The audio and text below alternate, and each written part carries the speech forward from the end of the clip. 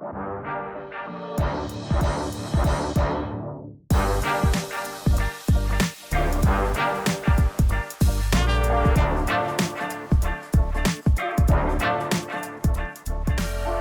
everybody, welcome back to another episode of Comics Rot Your Brain, the show where professional screenwriters talk about comic books that we love, mostly from the 1980s. I'm one of your hosts, I'm Steven Bagatourian. And I'm Chris Derrick. And Chris, we talked about a book in this episode that is arguably the single greatest indie comic book series of all time, Matt Wagner's Grendel. If you're not familiar with Grendel, Grendel is not just a single character. Grendel is actually a spirit, an entity, if you will, that represents aggression and or evil as it manifests in the human world. And in this sort of concept, Grendel began as one character, Hunter Rose, that was a vigilante / crime boss in New Jersey. And after he ultimately met his end in the initial Grendel story, Devil by the Deed, published by Comico, Grendel returned with another series from Comico, which is what we cover in this episode that you're about to hear, and where Grendel and the spirit of Grendel, which works through a very iconic mask and a bladed weapon. This mask and weapon are the conduit for Grendel's malevolent spirit that possesses multiple people. And that's the unique thing about Grendel. It's not just one character, it's multiple people throughout generations that are possessed by this devilish spirit. And I would say that this is just a phenomenal concept. Oh, and actually, before we jump in, one last thing I want to say, no less of a source than Alan Moore was, or perhaps is, a huge fan of the Grendel mythos. And I say mythos also because Grendel really does have kind of a mythic quality to the whole ongoing story. But here's a great quote from Alan Moore that I want to leave everybody with as we jump into the official episode. He said, "Grendel is a brave and possibly even reckless experiment that has succeeded admirably."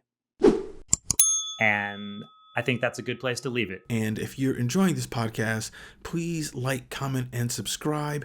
And if you would join our Patreon, we'd love it. That's at patreon.com/comics rot your brain. And we're just talking about the Christine Spar issue. So we're not going to talk about Hunter Rose. So this is it's called The Devil's Legacy. It's pencil. It's this is Matt Wagner's book. He wrote and created Grendel. Pencils are by Arnold and Jacob Pander. Inks are by Jay Geldof on issues like 1, 2, 4, 6, and 8. And then the Pander Brothers did chapter 7, and Rich Rankin did chapter 3. Colors by Jeremy Cox and lettering by Steve Haney. This is a crazy book from the 80s. It's and it was a new miniseries just recently published, just wrapped up, 8 issues that Dark Horse did. So I don't know. This book is about an exploration of evil. Is what he really wanted to explore, and about how, and about corruption, and about to me, that's what I look at it as. I mean, I know that Matt Wagner has some other ideas he's talked about more in depth, and forgive me for not having my floppies able to read to get more of an understanding of what he wanted to do. But I do remember not being able to read Grendel when it came out. Like, the comic store guy wouldn't sell it to me because it had that little, like it had that like mature parental guidance thing, so he wouldn't sell it to me. So I didn't read I didn't read like any Grendel until the second Grendel Tales book that Dark Horse published, that was in maybe the mid 90s. And the cool thing was the letter column was done by Diane Schutz, who I think is Matt Wagner's like current sister-in-law. But she has the coolest letter column, and I was reading it and I was like, I need to know more about this. And I had to go back and get the stuff that we're talking about today. So that's how we got into, and that's why I said, Steve, let's talk about this part. Yeah, totally. And I'm glad you called out the letter column, just because in the floppies, I read a couple of these letter columns reading these issues, and Diana Schutz was running these also. and they're highly entertaining. And they also print a fair amount of critical letters, which I know we've Yeah. talked about a lot on the show. And it is fascinating to read the reactions in the moment from people who were not happy with the art of the Pander Brothers, not happy with the pace of Matt's storytelling, and Diana just engaging with those critiques in the letter column, along with all the letters of praise coming in as well. But it's a good mix in the letter column, makes for some lively reading. So if you have a chance, get the floppies. Don't get the omnibus, which I have the floppies. I just don't know where they are. So, and just to kind of set it up, which I don't think there's any kind of like stories in between about how Grendel was created by Hunter Rose. He's the original fiend, as he's called. He's beaten his nemesis named Argent, who's like a half wolf, half Yeah. human. And this woman, Christine Spar, is like the granddaughter of like Hunter Rose's like adopted daughter, and she, through events in the story, she picks up the mantle of being Grendel. Well, And for those who don't know Grendel at all, we should probably just back up and explain just even the Grendel concept. Like, yeah, so the what is Grendel? I know it's based on the classic story or inspired by the classic story of Beowulf and all that. yeah, Somewhat. so the story is basically I mean the Hunter Rose stuff, which was published in something called Devil by the Deed, which at the time, like when I was trying to get into Grendel, was this black and white comic that they did at Comico, I believe. Yeah, Comico, like that was one of their first things they published, I one of think. the first things, like the 83, 84, something like that, was impossible to find, just impossible. Yes. And then later, when he brought everything to Dark Horse, he did publish some book or some condensed version, or I don't know, some version of it called Devil by the Deed, or it might have been his own story. But Grendel was this guy, Hunter Rose. He's a vigilante. He has a black mask with these white kind of eyes on it and a nose piece, and he carries like a bow staff with two blades at the tip that Yeah. is called the fork. Like a fork. It's Yeah. like a fork, yeah. And he's like a Batman style vigilante, you know, and his main crime boss that he's after is this wolf guy, Argent. So it's just like in the Beowulf thing where it's like the which is kind of cool. I did think about it. It's like he said, hey, but he kind of flipped the name because Beowulf is the name of the hero and Grendel is the name of the fiend, the wolf that he's after. But he switched it to this to make the wolf be Argent and Grendel is the hero or the anti-hero per se. And he just he goes head to head with this crime boss. You know, he's kind of like the Kingpin in Spider-Man and Daredevil, but he's half man, half wolf. Yeah. And you And know, everyone just kind of accepts it.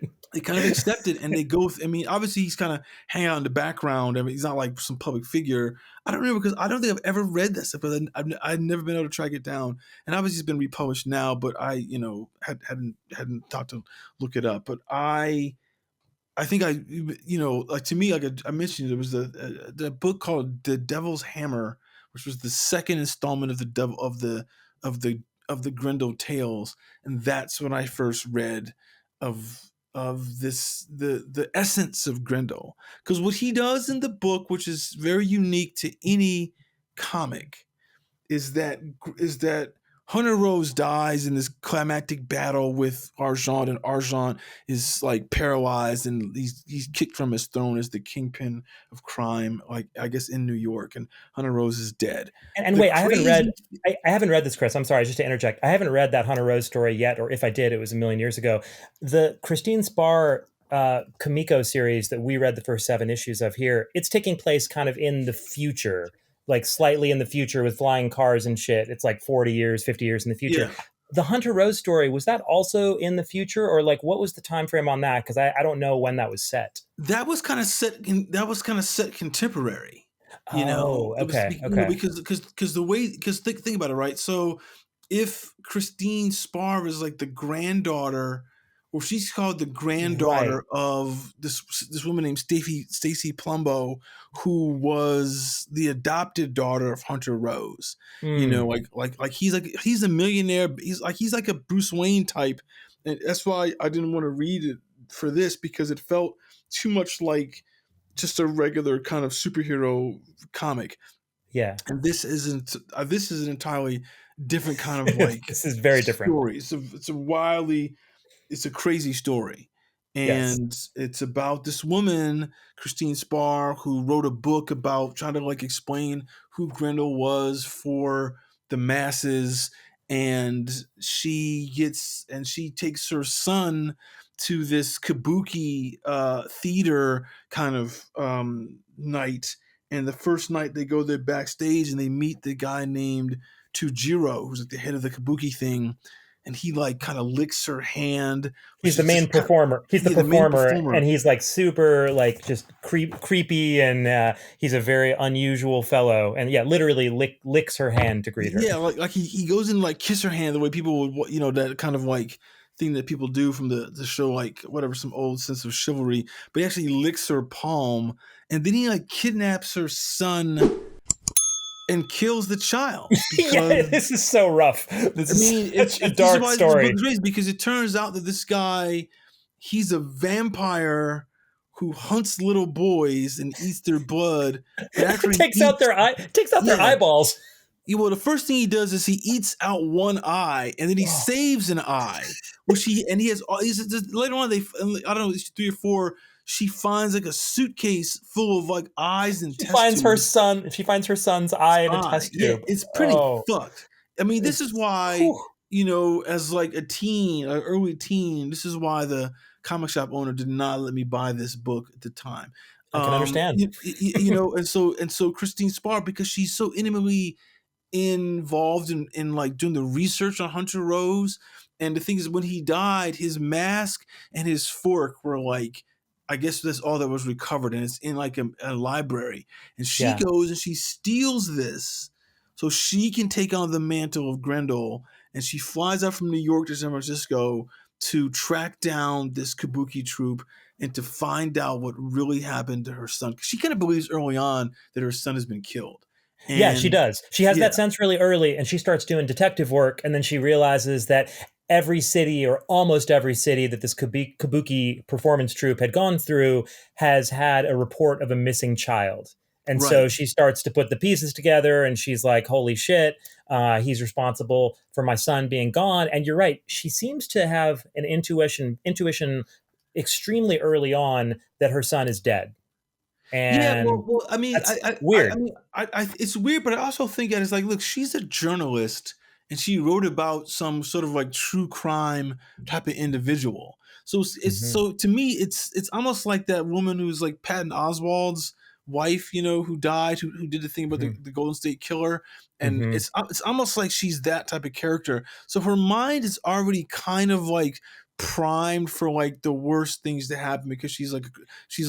a, I don't say a criminologist, but she studies that, and she's hired Right. to work the New York Times to do their crime beat, because they realize that she's got like some sort of like hand on the pulse of like what some master criminal shit is about, because Grendel, the Hunter Rose character, even though he's like an anti-hero, a vigilante, he's not beloved the way like Batman is. Like he's more on the, and I don't know this from reading the books. I know from the way that they're kind of talking about him, like in this, it's like he's more on the line of like Spider-Man, but worse, because he's killed people, and he's a serious threat. And so the Christine Spar, she hunts down this dude, True Zero. She finds out she's learning what it means to put on the mask and hold the fork of Grendel, of Hunter Rose, and be the Grendel, and finds out this guy True Zero was like a vampire, and he got this male like white slavery ring, and it just begins to spiral into this, like, he's a true international criminal who happens to be a vampire. Yeah. And it's pretty And and an internationally famous kabuki performer. yeah, it's pretty interesting kind of cover to do this, and it's interesting kind of like story design for what Mhm. he wants to do, and how he's trying to bring her into this. But the thing that I think is interesting, and the whole story is told, there's a whole lot of narration, tons and tons of A narration. lot. And it's interesting because it's done as like a diary, as if Yes. she's like written this later, and we're watching it we're watching it, but she's describing it like after the fact. And it's kind of an interesting storytelling motif to a degree. But like we were saying offline, Steve. I mean, like, there's a lot of repetition. There's a lot of kind of. I think what it is that it, like, looking back at it now compared to modern comics, and again, what you were saying earlier, it's like 26 pages as opposed to 22, so it seems even more dense than that. I mean, because we were saying, like, we read 7 issues at 26 pages.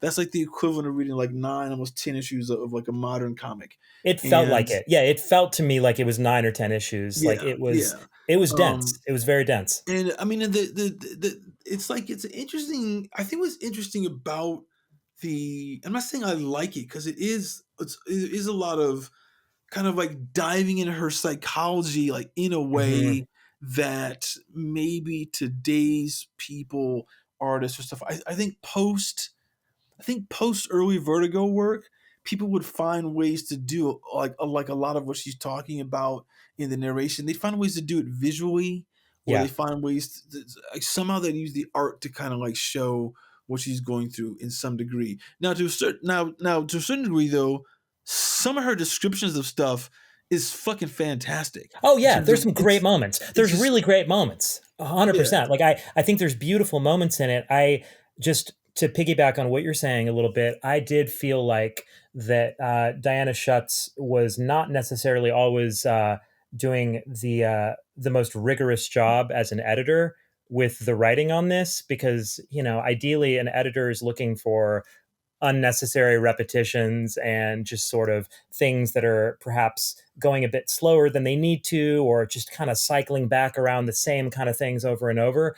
And I just found myself reading it and at a lot of moments just feeling like, didn't we just kind of have this beat, or like a pretty similar beat to this, or didn't we just have a moment just like this? And also like little things, but like how many times is Christine gonna call this killer Tujiro a bitch? yeah Because she calls him a bitch, like literally, no joke, like 25 times, 30 times in the oh narration. it's Yeah. crazy. It's It's nuts. And I'm like, it's what? Like, it doesn't even feel dramatic. It just feels odd to me. She's like, you bitch. What's going on? I'm going to get you, bitch. And I'm like, what is happening? Why does she keep saying that? It's well, like a verbal tick in the narration. She's like, bitch, bitch, bitch. yeah, that's a good way to put it. A verbal Yeah. tick. It's interesting too, because it's like this is like in the mid '80s, and people Yeah. didn't use bitch like Yes. that Yeah. as such a pejorative to describe, and it's a Yeah. dude, so it's to Yes. describe like anybody. So it's kind of weird. I mean, look, I mean, I'm not trying to dissuade anybody from this, because I think this is a very like It's crucial worth book. reading. It's It's a worth crucial book to read, for and sure. also just mainly and mainly because of this. This is what I want to get to, and trying to, because I try to explain, as I was trying to explain the story through a bunch of the issues. Like, it's just this, like, she's in an investigation to find out what's happening to her son. She finds out that her son has been murdered, and then she wants to get revenge, and she only knows she can do that by being Grendel. And then Mhm. it's just kind of like this cat and mouse between her and the guy named and the vampire is it's like Tujiro. And it's Mhm. really, and then the more she's like stalking him, the more his empire begins to unravel. Like, the guy, like, there's those the other people who are in his kabuki troupe kind of like want the blood and eat the blood. It's so kind of like, it's interesting because there's interesting stuff that's hinted at that's not on panel, that is like, I feel like if he was telling the story like a little differently, we could have seen some more like cooler stuff, maybe that he shows us like the back end of, or is maybe just discussed, and it's like, oh, I actually wanted to see that, to see what we're seeing. Mm. But then again, it's all told from Christine's point of view, so it's sort of like, like in Chinatown. Like, Chinatown's a weird movie where Jake Gitz is in every scene. Like, there's never a scene where he's not in, and it's actually like, it's kind of a testament to how cool Chinatown is, because it's such a hard trick to do that as a writer, because there's no privileged scenes. There's nothing that helps the audience get their bearings about what's Right. happening, because you got to experience it as Jake Gittes fucking experiences it. And it's kind of what happens in this book, in a sense, and how, it's totally from her point of view. Like, absolutely, maybe a couple privileged scenes, like when you go to see Argent and see like the girl named Ginny when she's trying to follow what's happening and being stalked and stuff like that. And then ultimately, like Christine Spar, she confronts Tujiro a few times, and then they have this final like climactic battle, Yeah. which is actually pretty cool in the way it's done. Because there's a couple It is. That final battle is pretty amazing. Yeah, like some double page spreads that are pretty fascinating. And props to the Pander Brothers, because that last issue with the double page spreads and that battle, that's the one that the Pander Brothers ink. And I gotta say, them inking themselves is just sensational. Like once they ink themselves, it's like, holy shit! Like these guys are just fucking incredible artists. And I think Jay Geldof does a good job inking them. And I thought the issue that Rich Rankin inked really was not a very good fit for the Panders. And I think that was the one issue where I was kind of like, probably not the best pairing there in terms of an inker for the highly stylized Pander Brothers. I thought Geldof was solid, but that last issue with the final fight where the Panders take over the inking, I thought it just leveled up to a whole nother place where it's a masterful, beautiful looking book. For sure.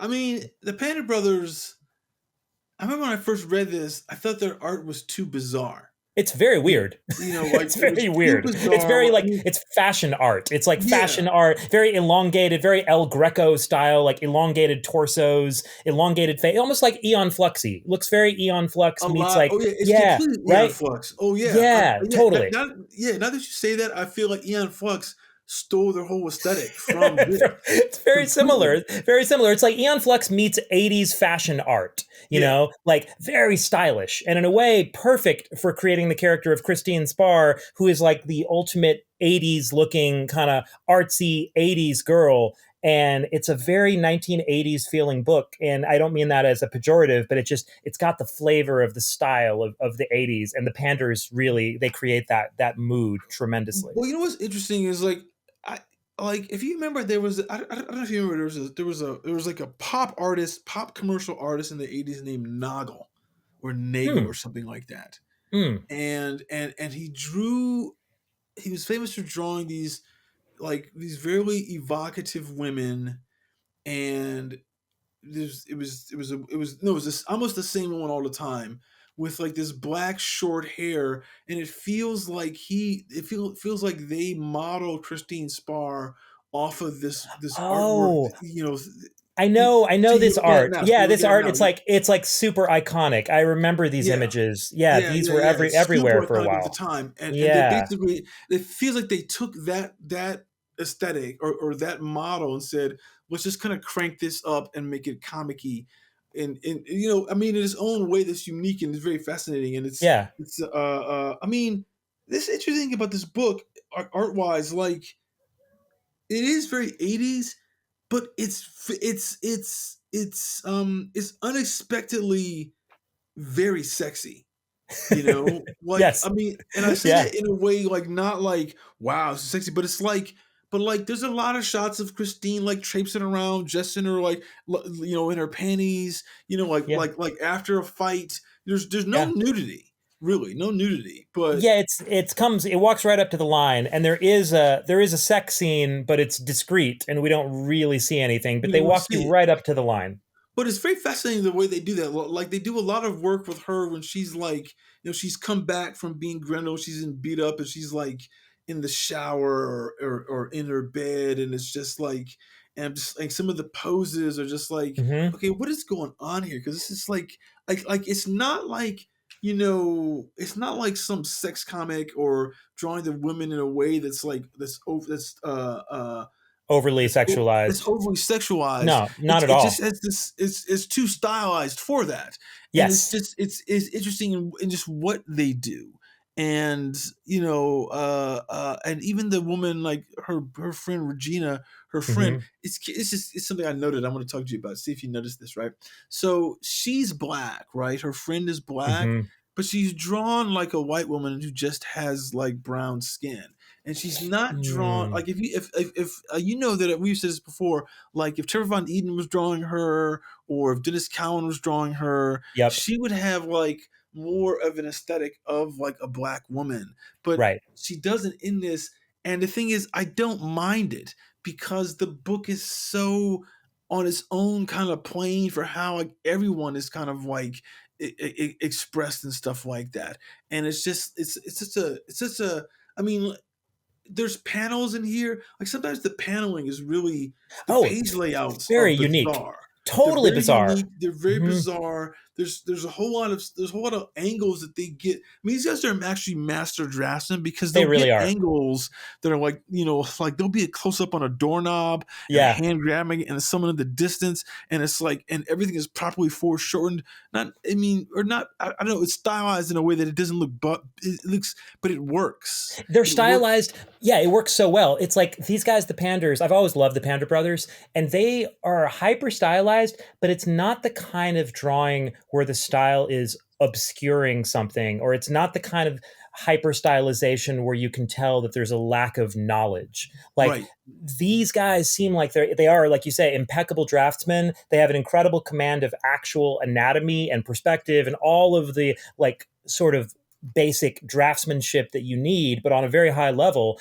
And then they're pushing the style to this extreme degree. And one thing about the Panders that I've always noticed that I just think is hilarious and unique and really striking to me is they draw some of the best hands of any comic book artist I've ever seen. And they're constantly putting the hands in the panel and in frame. And it's something that's so unusual because I think hands are difficult to draw for a lot of artists in a multitude of positions. The Panders are almost like showing off their facility with drawing hands and fingers, because virtually every panel you can see the fingers and the hands of the characters contorted and like butting in the panels often. And I just kept noting that. I always think that when I read the Panders' work, like, because it's so unlike most cartoonists, but they are fucking excellent at drawing hands in all manner of positions. And it's just, to me, I remember hearing a cartoonist say once that you can judge the skill level of a comic book artist by how well they draw hands and fingers. And that anyone who has, it's really difficult to do from a variety of angles. The Panders just seem like they laugh at that. They're just constantly like, check this out, check that out. Look what I'm doing with the fingers here and the hands.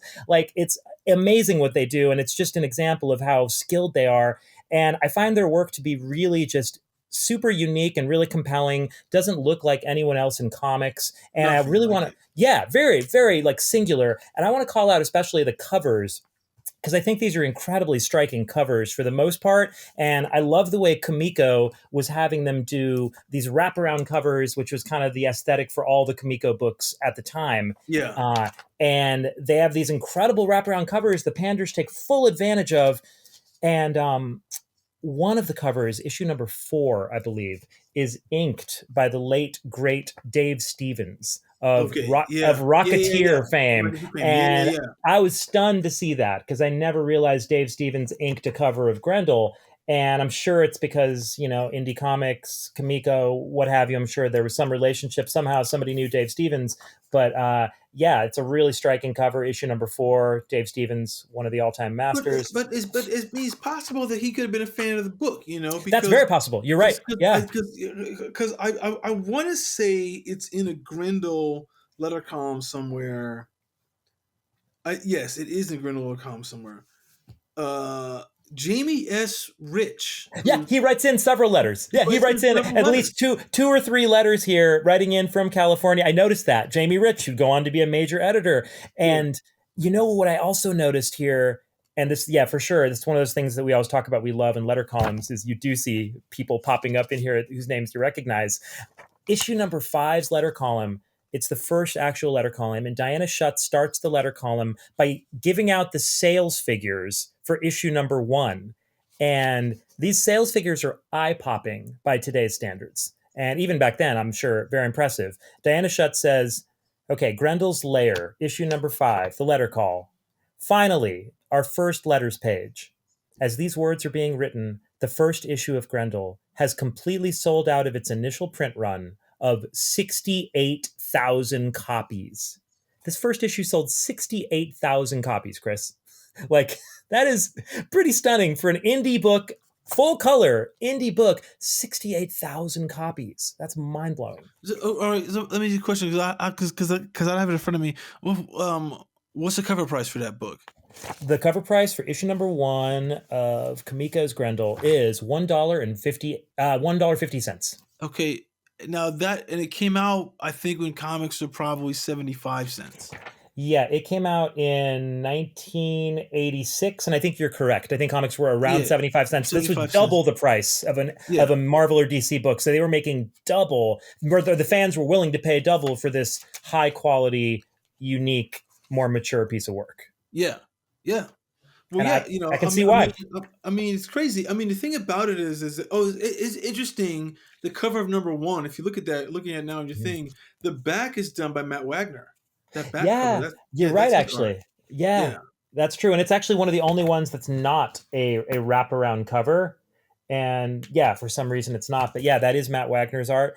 And Comico is such a weird and interesting comic company. And for the longest time, I thought they were called Comico, and I would always say Comico because that sounds normal to me. You would think it was just Comico, but right, I double checked before we did this episode today, and I looked up an interview on YouTube to see I was trying to find a Comico creator actually talking about the company, and I found it was William Messner Loebs being interviewed talking about Johnny Quest, which he was doing for Comico, and right. he clearly calls them Comico, and because I've heard people pronounce it both ways, and I wanted to get some kind of confirmation, but according to Bill Messner Loebs, who wrote Johnny Quest, it's Comico, and I don't know where the fuck that pronunciation comes from. It's a weird way to say the name of the company, but apparently that's how you say it. But Well, I mean, I learned that recently. no, because it sounds like it would be like it's almost like it sounds like it's got some sort of like manga influence, or some sort of because there was a toy company called um, Amigo, and they used to Mm. make. I think they made the Micronauts toys. But Okay. I might be wrong. But I remember there was one. It was a Japanese company. I don't know, but obviously the he would know because if he was mispronouncing it, the publishers would have told his ass, You would back think. in the day, hey man, Yeah. that's not what we're called. We're called Yeah. this.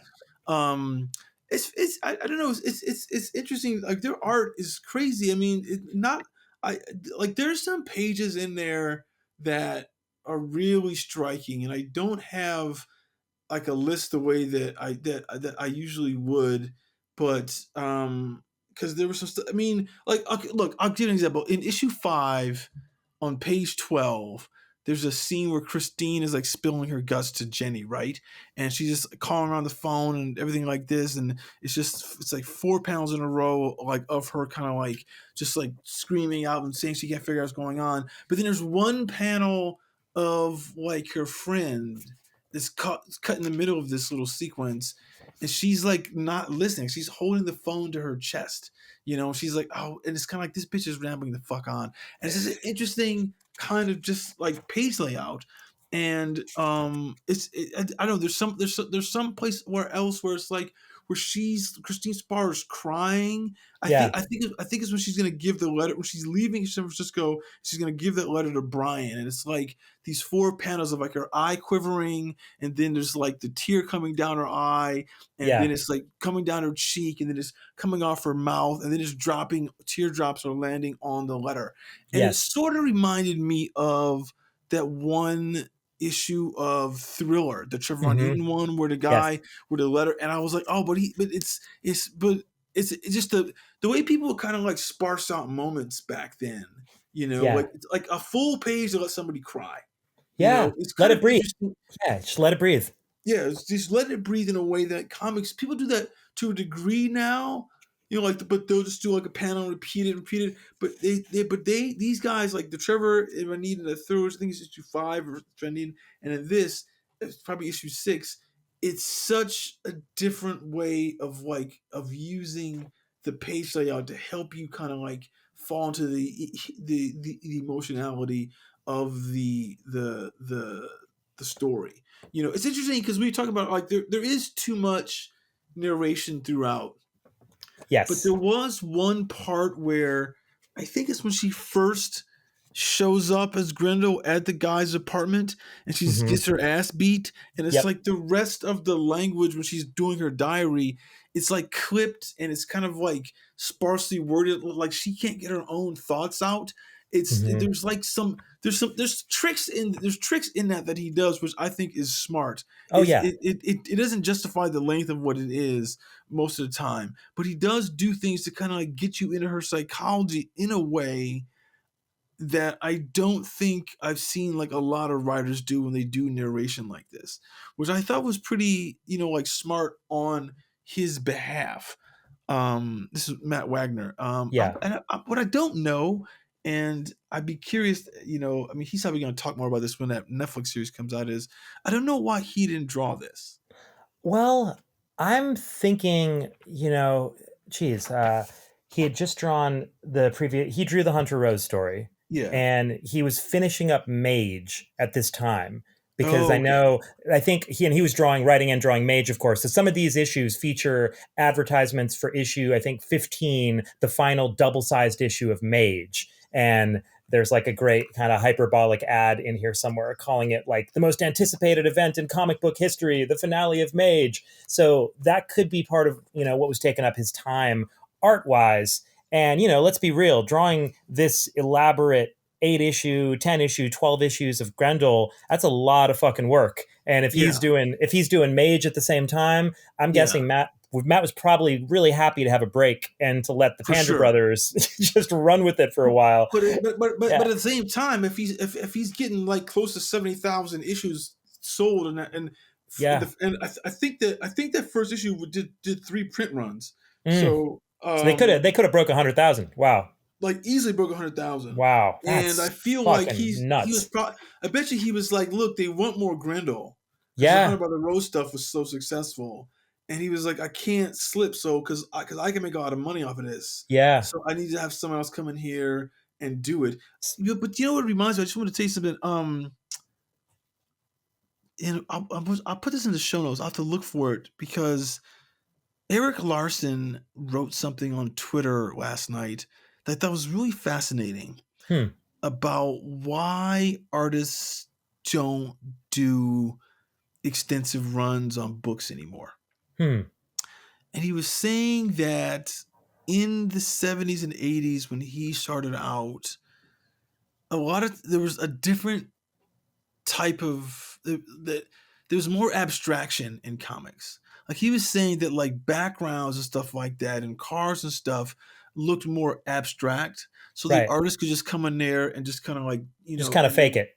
They come in there and just like, here's the background, doesn't need to, it's just buildings, blah, blah, and then boom, there it is. And he said sometime in like the 90s, like some people started drawing stuff hyper photoreal and using so much reference that became the standard of how artists drew backgrounds and stuff like that, and it slowed down the ability of artists to do more than one book per month. So he said basically it takes too much time for an artist now. I mean, it takes them the full month to do a book, so they wouldn't be able to be on something for a long time because it's just like, because he's mentioning these guys, he made it sound like people could do like 2 books a month, right? And if you were an artist or a writer doing 2 books a month, that's actually that's probably good money for you, know? And if you cut down to doing like 1 book a month, that's but to work maybe twice as hard, it's probably it's eating into your sales in a certain way. And it also means that these guys don't stay at books that long because they got to keep doing new material for the press, because a new press announcement means that the sales spike will go up. Hey, issue one of this. So there's a higher degree of sales. If they get percentage of sales, they get more money. Whereas like if you're on, he says something like, he said, like the first issue and issue 30 of a run are the ones that get the press. But you'll get a sales spike for those, right? Yeah, but 2 through 29, like people don't give a shit about, And so he's interesting why he was bringing it up. I bring it up because if you look at the artwork in this book, like the backgrounds are so crazy. Like the buildings and the cars and like everything is so abstracted out in a way that it's like it. And to me, I kind of think it's cool because because it kind of makes you focus in on what's happening with the story and the characters more. You know? It 'cause the works. cars, It totally works, and they're so stylized. It would look odd if this had backgrounds that were highly photo referenced or anything, because the characters, like we described, are these elongated, Aeon Fluxy looking, super stylized, people, and so you can't have photo reference. You really need to have kind of wonky stylized backgrounds, which they have. And it's like when Paul Pope does backgrounds, and Paul Pope's not using like a ruler yeah, to do, or a T-square to do his backgrounds. He's drawn buildings with a fucking brush, yeah, and everything's got that energy and that vitality to it. And for me, that works great for comics, and I think that's a fascinating point that Eric Larson's making. And it makes a lot of sense, because I think so many comic artists these days, because of that more laborious bar that's been set, so many artists these days can't even do one book a month. And I can understand why, because it is so time intensive and it's backbreaking. And it actually like makes me sad for what's expected of professional mainstream comic artists, because I think that it's not realistic to expect artists to produce work at that level of detail on a monthly basis without burning out.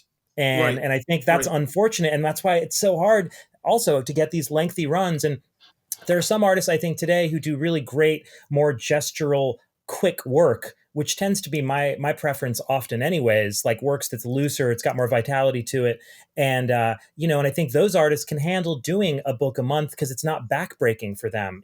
There's a young artist named Hayden Sherman these days who does a bunch of books, and I really like his style, but it's clearly a style that works well for speed, and he's able to draw things at a fast clip, and I think his work looks fantastic, but it's not overly laborious, and he's able to finish books on time. And he's been very prolific the last 5 years. He's done a ton of books. And I like that kind of a vibe for a monthly comic artist. Reminds me of like Ashley Wood, also back in the he day. was Someone, great, he yeah, was it was great, great. yeah, You know what I mean? And I heard Ashley Wood used to draw 10 pages a day. And Ashley Wood used to draw on I think he might still, maybe if he does comics these days, but he used to draw on typing paper. So it was literally like typing paper size, just like normal sheet, like 8.5 by 11 paper. And he would do 10 pages a day. I remember I was talking to his art agent at a convention once, and he had all these original pages of Ashley's. And I was like, wait, are these originals? Like, why are they so small? And he was like, oh no, this is how Ashley does his originals. And this is how he's able to do, 8 to 10 pages a day and just get them done quickly. And I was like, damn, well, they look beautiful, but it's the kind of style where you're not going to have a nervous breakdown drawing, because you are just suggesting the background. You're yeah. suggesting things, but you're doing it with a high level of skill and knowledge. And so it doesn't look shitty. It looks fucking cool, and it No, no, works. yeah, no, yeah. I mean, I mean, that's the thing about like this book. I noticed is that like every once in a while, like they'll do these little. I mean, because like he would do some of the thing they do in this. I think is fascinating. Is there's a level of kind of like I would say kind of like art house kind of film editing in some of the panels. Yeah, Like totally. like when she first gets her ass beat by Tujiro, and she's thrown out the window, and she goes to Brian's house, the guy across the street. It's like there's a shot of her like approaching his house. She's like, oh, I hope he's there, and I gotta call him. And then there's like, I gotta get inside, and then it's like, oh, let's take the elevator, and there's this real pop flat, there's a real pop panel in there. It's just like, it's just like the floor indicator, like there's no her Mm. going in, no her hitting the button. It's just like, bam, that's she's falling out of the elevator on the floor. Yeah, There's all these little pages like that where they would kind of speed the narrative up like real fast. Like right. visually. That's the thing about the book is interesting. It's like visually the narrative goes real fast. Yes, it But does. then he slows it down with how he's like describing it. It's kind of a Hmm. weird way that he's doing it. And I'm just wondering, is he not trusting the audience, or did he want to say more, or because I'm not sure what he's doing. Like, is he giving them a script or what? Like a full script. I mean, I'd be curious to know the process of Yeah, how he me did too, that. actually. I'm very curious, because I kept being struck by the fact that, like, when I look at Matt Wagner's work as a writer artist, I've always thought he was one of the best sort of page designers in Yeah, comics. You know what for I sure, mean? Like, for yeah, sure. he brought a strong sense of design and layout to comics in an era where very few artists were tuned in to design the way that Right. Matt Wagner was. And so it was unusual to me to kind of note how text heavy these pages were, because I felt like there were certain pages here where I just felt like he wasn't even giving the art enough room to breathe. because he was so overloading it with captions on like certain pages. Not all the time, but there were a number of pages where it just surprised me that someone with the design acumen and instincts of Matt Wagner, when he went back to do the final pass on the script, once he saw the Pander's art, that he wouldn't have kind of pulled back a little on the text. Because to me, I was just like, wow, some of these pages look way overstuffed. And I'm used to seeing that from someone who's a writer who doesn't understand the art. You know what I mean? Right. But it's odd for me to see that from someone like Matt Wagner, who's not only an artist himself, but who's an artist who really understands page design and minimalism. And so with this, I was like, wow, this is really kind of an experiment where he's attempting to kind of, I guess, just write a lot of verbiage. But here, I would say like issue number 1, Chris, on pages 15 and 16 is sort of an example of what I'm talking about here. But maybe you can see just some of these panels. Oh yeah, like, raise it up. Yeah, raise it up. Yeah. It's just like it's just. I mean, just, like I remember we talked about one time ago, like Warren Ellis was like, hey, don't have more than 30 words. Yeah, that's a crazy panel right there. Yeah, that's just. I mean, look, there's 3 dialogue balloons from one woman and 2 narration boxes. It's like, damn, dude. There's like 3 dialogue balloons and four narration boxes in one panel. This is page 16 of issue number 1 of this Grendel run, and I was just like, good Lord, that's a lot of verbiage. Yeah, it's a lot. I mean, but it's interesting you bring up the thing about how he's his page design. I remember getting like a copy of that Dark Horse thing, Devil by the Deed, the Hunter Rose story, right? Mm-hmm. And I remember there's this one page, like the page when Hunter takes on Grendel. I mean, takes on the wolf, fucking Argent in like this their climactic battle, and I think there's like 32 panels on that page. I've seen that page. Yes. Yeah. And they're really small. Like they're like it's basically he took like a true chessboard and was like, here's what it is. I'm gonna just draw in all the white stuff, blah, blah, blah. But then he would intersperse like text within some of the squares. So he, I think he, like, even in his own work, he writes a lot. Mm-hmm. At least at this time. But I feel like he probably, that's why it's like what the process of this book was, because was he thinking, if I was doing this, I could do this in 22 pages with this amount of text, but my art would be able to like design it the right way. But these guys needed like 26 pages to cover what he could do in 22. Maybe, I don't really know. But the thing is, he had to have fucking found it workable, because he let them go for a whole year like doing his book, and it sold well. To a degree. It worked. Yeah, it worked well. Although it is interesting though, and like I mentioned to you before, the letter column has some rave letters and some critical letters. But here, let me just read you briefly their first letter column in Grendel, here, issue number 5, and Diana Schutz is responding, and they published 3 letters. And one of the letters that they publish is from Chris Romano in Pacific Palisades, California. And Chris says, "Dear Diana, let me point out that I'm not what you'd call a devoted Grendel fan. I've read the first 2 issues of the black and white episodes, and I've read, for the most part, the stories that have appeared in the back of Mage. Unlike Mage and the first 3 black and white issues of Grendel, the new color Grendel is very wordy. Matt's writing style has changed greatly. I'm assuming it has changed for the character, although the style is similar to that of the Demon, which was the miniseries that Matt did for DC, also around this time, Kirby's Demon. Right. Nevertheless, I feel the tremendous amount of words bogs down the story. When Grendel appeared in the back of Mage, I thought the novelistic type of format was due to the limited space. It seems, even with about 8 times the amount of pages, you've decided to keep it. For me, it makes the book a lot less readable. How bad can it be, you ask? Well, I put issue number 1 down on Thursday when I hit the staples, and I didn't pick it back up until Friday because I needed a rest. The artwork is interesting. The Pander Brothers have a unique art style which seems to be an incorporation of Japan's famous yet primitive work and the angular, more artsy pictures that have been popularized by many American artists. Okay, not really sure what that analysis of the Pander's work means, but okay. It's interesting, but I found it getting a little tedious toward the end of the book. The pictures of the night watchmen stick out as being unsatisfying. I'm going to give Grendel a chance. Its two predecessors were intriguing, and I feel the story too has promise. One more comment/complaint before I go. Although Matt Wagner's not drawing the series, I would have liked to see him draw the cover. He's a fantastic artist in his own right and should take some part in the visuals of the series. And no, I don't think the back cover counts. Thank you for your time.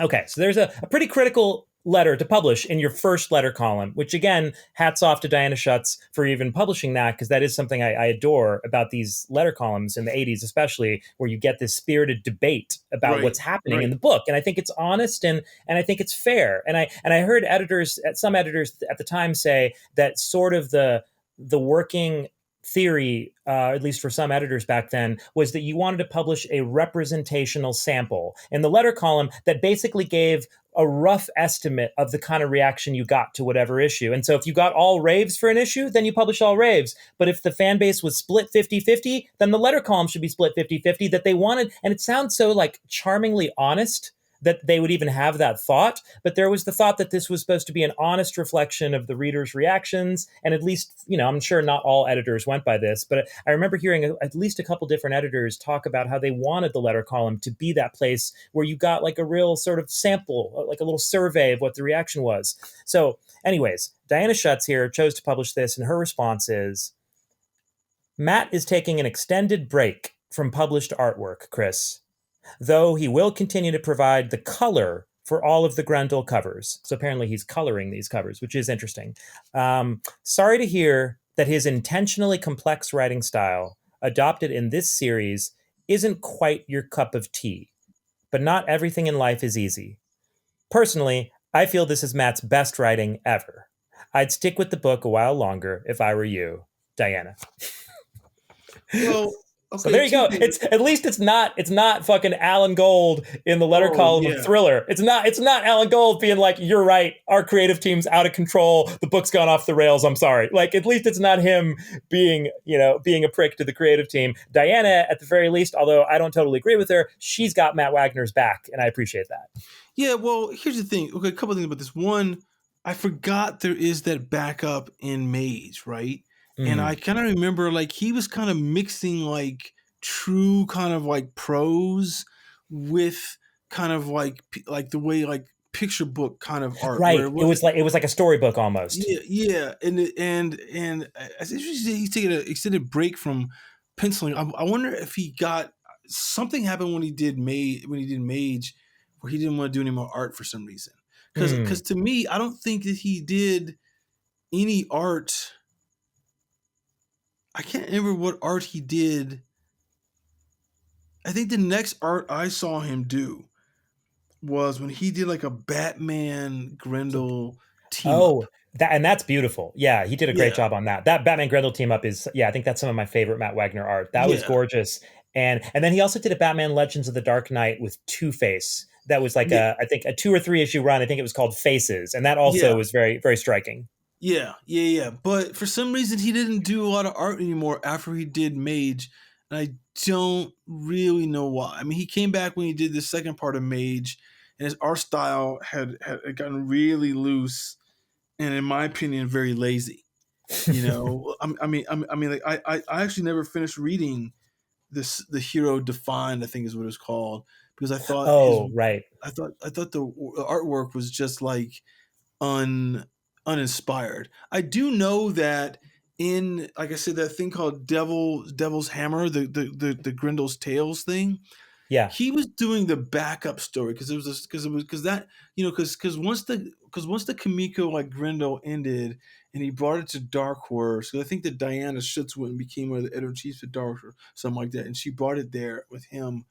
He did that thing called Grendel Warchild.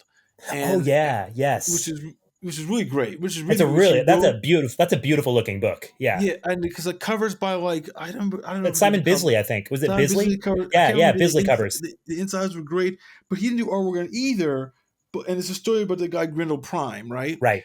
But what he does do in the starting with the Devil's Hammer, which is the second like Grendel Tales thing, is he tells these little 3-page backups called, The Search for Grendel Prime, right?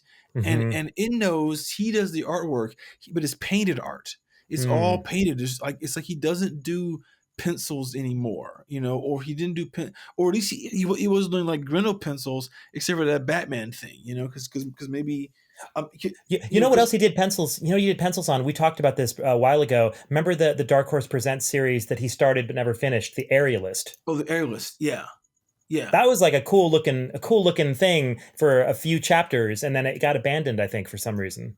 Yeah, I mean, look, like there was like in those Grendel, I read The Aerialist because in the Grendel Tales like letter columns, people would always ask about it. They would go, "Oh, when's he gonna finish the Aerialist? When's he gonna finish the Aerialist? When's he gonna finish the Aerialist?" Yeah. And it was like, then later on, I think one time, like Matt like answered someone's letter specifically saying, "I'm not gonna finish it," but blah blah blah. I mean, and The Aerialist, as people don't know, was the story he did. I think it's only 3 chapters in Dark Horse Presents. I think you see it in the cover of all of them except maybe one actually. I mean, it's like the third. You know how they would kind of cut the cover in pieces, and so it's only like maybe like the little like the third of a cover, eighth of a cover. But it's about a guy. It's in some weird future where the aerialist is a football type sport, and the aerialist is like he's a star like of that sport, and it's set up in a world where like it's predominantly. I think it's predominantly homosexual men, and he's a homosexual, but he's pretending to be homosexual. He's really a heterosexual, and he's I think he's being a homosexual. He's got a lover and everything like that, maybe even a husband, so he can be an aerialist. So it's kind of like a weird kind of story. But yeah, it's it was very unique tale. I remember he goes and meets with the commissioner of the sports league, and it's like a woman, and it's like she's this big, interesting clothing on, but her tits are hanging out. It's just like, and it's like a bustier without the cups, and it's like she can walk around that way because society is like kind of like in these weird demarcation lines about sexuality. It's such a weird book, and it's only maybe around like. At the maximum 20 pages total. Maybe he did 8 pages. Yeah, I know he didn't do a lot. A lot, and I think he got a lot of shit for it from somebody, and never finished it, and never wanted to finish it. But it's truly a fascinating little story. That's funny that we're talking about this right now, Chris. This is something I was going to bring up off the air, but I might as well mention it now since we're on the topic. It would be kind of a fun thing to consider sometime for the podcast. To do like episodes where we focused on unfinished comic series.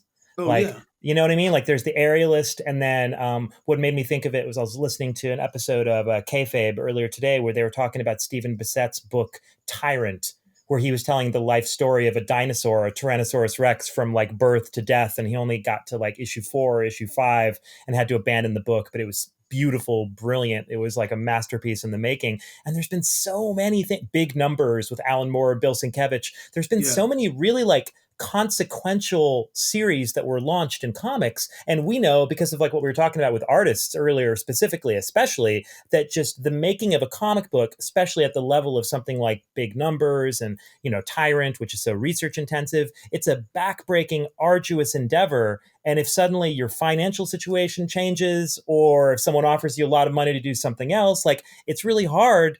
Like it's such a huge lift to finish like the last couple hundred pages of a series. And sometimes, real life intrudes and you have to just abandon ship and move on to something else. But I think there's something fascinating about these unfinished projects by these major creators. And I think they're worth discussing and worth looking at and, taken seriously, because like these are books that could have been something amazing, and whether or not they got finished, I think it's a shame that, they be completely forgotten. It's interesting you talk about that, because I'm trying to there are probably at least a dozen books that I read that they just stopped, like, right, for whatever reason, like they didn't sell well, but they didn't end, exactly. And I mean, we should totally do that. I mean, like nowadays they don't do that. Nowadays, I mean, well, maybe sometimes. Yeah, I think yeah. there's image books that don't sell well. Like, I remember there was a James Robinson. I was just because I was looking at something this weekend. I totally forgot about this. There was a James Robinson image book called Survivors. There was Oh, I like a don't even know black what and that white is. book where it was like Saviors. Saviors. That's Savior. it, Yeah, yeah, Saviors. that's right. That's right. And it was like Jay Bone, I think, was doing the art on it. It was a really cool looking book. Yeah. And it's like, he never finished that. Hmm. And I want to say that I don't know if he ever finished Leave It to Chance. And, Hmm. I think there was a bunch of those books. What was that one series? Well, there's that book, the whole publishing called CrossGen. Like those books never finished. Yeah, And, that company went down in flames and spectacularly. Yeah. same thing with like the like the Malibu comics. Like those books never Hmm. finished either. They flamed out. But I'm sure there's books that are like some epic books or some other like. I mean, I'll tell you what. I almost finished. I remember that like the original like Epics comics like Akira run like Mm. ran pretty successfully from the mid 80s to like the early 90s, and then it stopped, and then like a book would come out like every 18 months or something like that. It was some weird kind, and I don't even know if they ever finished publishing the whole story through Epic, but it was this long process before like I remember like years would go by before issues would come out for that. I couldn't Jeez. understand why, and I was just like, well, is Yeah, it right. money? Because it was done. Yeah, it was done. I mean, Yeah. it wasn't colored because the American stuff was being colored. And it's not Steve colored in Steve Japan. Oliff was coloring it, right? Yeah. But yeah, I mean, that's an interesting thing to think about too. I mean, bringing this stuff and bringing it back to the Aerialist and Matt Wagner. I mean, like obviously, I mean, I think there was there was like a Grendel Tales story that never ended either. Kind of Oh, really? remember. I don't remember. I was looking for these books, these Pander Brother books, or like the last 2 weeks trying to find them. I couldn't find them. I just found the Grendel Tales stuff. There is an interesting little 2-part one that we should talk about maybe later. There's these guys who are from Yugoslavia. Oh, yeah, They yeah, yeah. did the book. That artist, Edvin Biukovic, I Yeah, believe, Bukovic. was Yeah, was yeah. a brilliant artist. Like he I was know. one of the best artists that I saw ever draw Grendel. Like I thought his work was just stunning, like It was masterful work. amazing. Yeah, so really, really sad that his life was ended in an untimely way. That's horrible. But that was a beautiful book he did. Was it one Grendel Tales he did, or did he do two? I couldn't It was remember. 2 issues. It was 2 Two. It was issues. 2 issues. Okay, Yeah, it was interesting. 1 story, 2 issues. Yeah. I mean, Hmm. I heard he was supposed to come back and do another one, but then he died, and then so those guys never finished it. Oh, it's so sad. But what else I want to say about this Matt Wagner's thing? Oh, you know what? There was some interesting moment Hmm. where she's over maybe it's issue 5, right? She's overhearing the Japanese troop talking, and they're speaking in Japanese. Oh yeah. And she's like, oh, they're speaking. I wrote it down. She says they're speaking Japanese, like fools believing it's still not much spoken in the States. And I was like, this book, it's much like Blade Runner, is channeling the like fear zeitgeist of the time, that Japan was going to take over the U.S. economically in a way that they couldn't do it by force like 40 years earlier. I think it's a really interesting time Yeah. to like that time period in America, because the kind of like the anger and the fear we have about China taking over like right now, the Japanese had that because they were like, I remember they like bought Rockefeller Center. There was all this talk they were just like going to be just buying up everything, and they're fucking us over with our industry. It was this really crazy time, That is and crazy. he kind of like channeled this like into the to the story in a way. There's also something else about that I thought was fascinating. So other part also in issue 5, there's a part with a guy named Brian Lee Sung. He's being questioned by a cop. And he's like, yeah, have you seen this woman? And he's like, well, he kind of like brushed it off. And he's like, no, have you seen this woman? And he was like, I can tell white women apart. He says this line, right? Yeah, yeah. And it's a weird line for Wagner to write in the book because, especially at that time in America, because he's like trying to show he's woke in a way, because it's like he knows there's an accusation among white people that, or all black people look alike, or all Asians look alike, or all, Right. you know what I'm saying, like that Right. weird kind of like he's That's a kind of like trope. subverting the Yeah. stereotype. Yeah. He's flipping it. And that's a really good point, because that line totally stuck out to me as being a very unconventional dialogue exchange for that time, for sure. And it also does point out what a interestingly and admirably kind of multicultural book this Grendel run was, because I don't know if we mentioned it specifically here, but Christine Spar, the main character, she ends up having a brief love affair with this guy Brian, and who's Asian American, and Christine's white, and her best friend is black.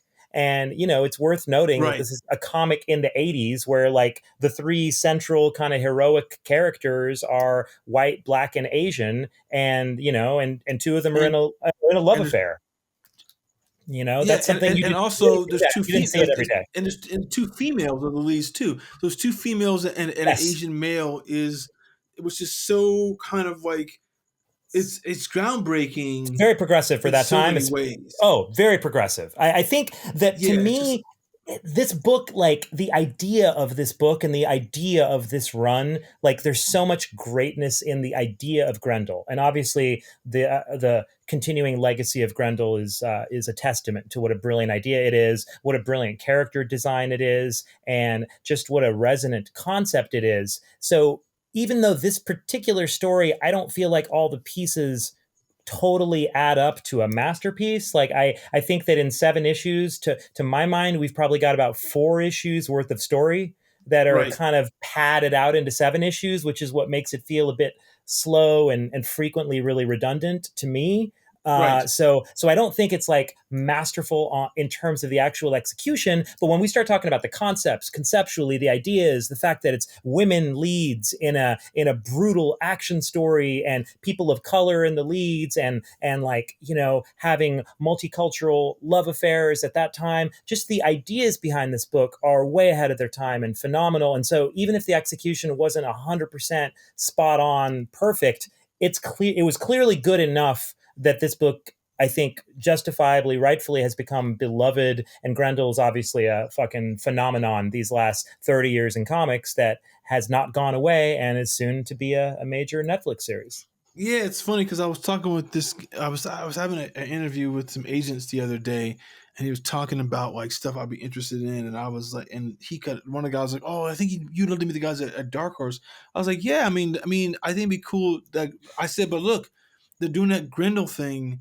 I'd rather work on seasons 3 and 4 when it becomes the Christine Spar story not the Hunter Rose story. Because they're doing the Hunter Rose story first, because I think that's not as interesting. And the reason why is because one of the bigger themes of Grendel, and because something that you don't quite know he's going this direction, like in these issues, but there's one little page there's one little moment that does tell you what the real cool thing about Grendel is, and which is this.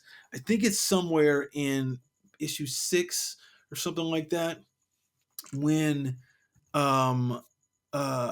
Tujiro shows up at her bed somehow and is like, "Oh, I could taste you," and blah blah blah. It's like, but then later on, she's like, she knows he's showing up, and she says something about like, he can't sense her as well when she's Grendel, like when she's wearing the mask. There's one line about this, and why that's a fascinating line is because what happens after the Christine Spar story wraps up is, for those who don't know about Grendel, the mask is like magical, like it's a totem that whoever puts it on actually begins to channel the essence of Grendel.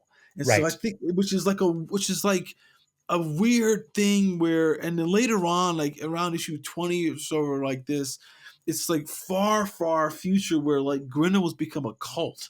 It's become this, or not cult, it's become a religion.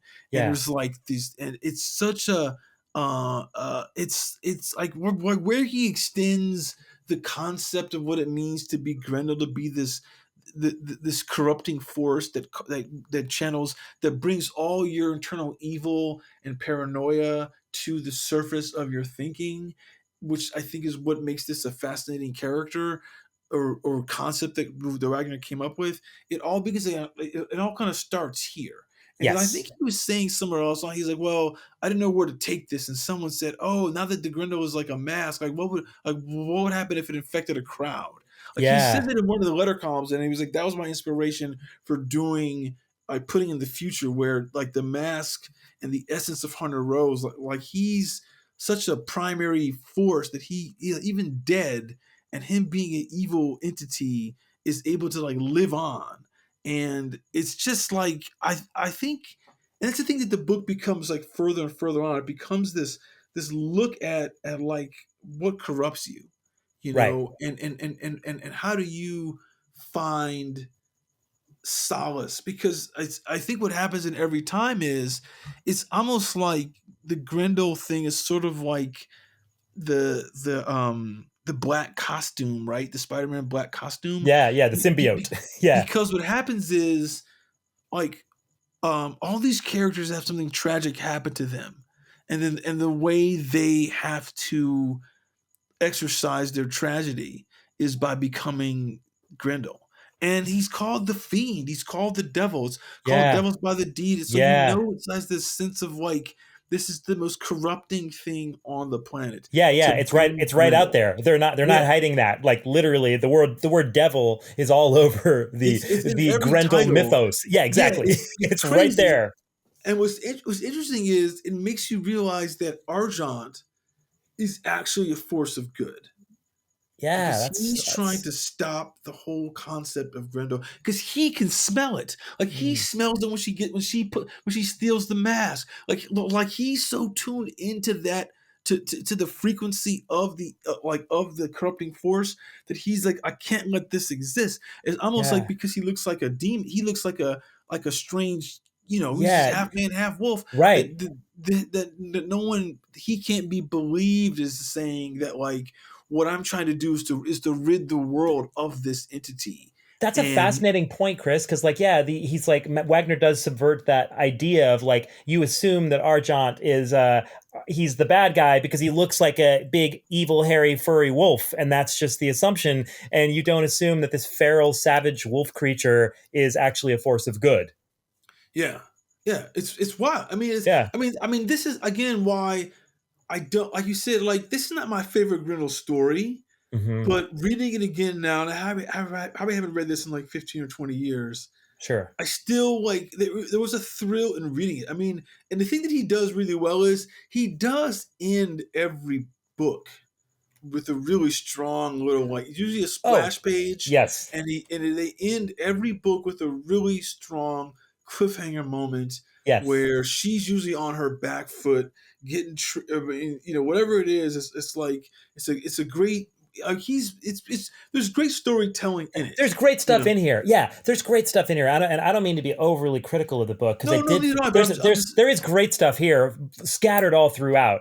It just feels a little bit to me. It felt a little bit hit or miss. But I agree with you. A lot of the cliffhangers are terrific, and there are so many wonderful, lovely storytelling moments throughout all of this. Like there really is a lot of great stuff in here, and I think Christine Spar is a very iconic looking character and just a really cool, unique lead character to be this savage, brutal lead who's on this mission for revenge. And there's something about her that feels very iconic with me, and the way the Panders portray her and her sense of fashion and style and everything. Like there's a lot about the book that feels like very appealing, and just the design of the package too. Like it's a very exciting feeling book. So I'm not surprised that it was thrilling in a way for you to revisit it, because it does have like it's got the pop of like pop comics to it, in the way that for me comics can be so exciting, just these gaudy colors and these oh yeah, brutal images. Like it's a very exciting looking book. it's I mean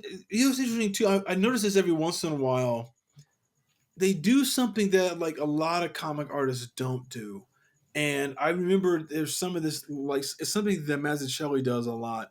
I remember this in like Dark Knight. I'm not Dark Knight, but the Batman Year One, and also the Born Again thing, right? Especially particularly in the Born Again when he does that kind of weird kind of zip tone stuff when he's with Karen Page, the little Karen Page story. Yeah. It is that, and the Pander Bros do this too, is that a lot of times they'll draw the shadows on people's faces. Yes. You know, like, I mean, and it's very kind of film noir with these hard kind of angles and blinds and where they show like that. And they draw stuff like that on there. And then it's like, it's not black. It's like, whoever colored it just kind of darkened the color. Yes. You know, so it's the shadow of that main hue. It's a really interesting way that book is like, and it's put together and colored, because there's not a lot of black used in it.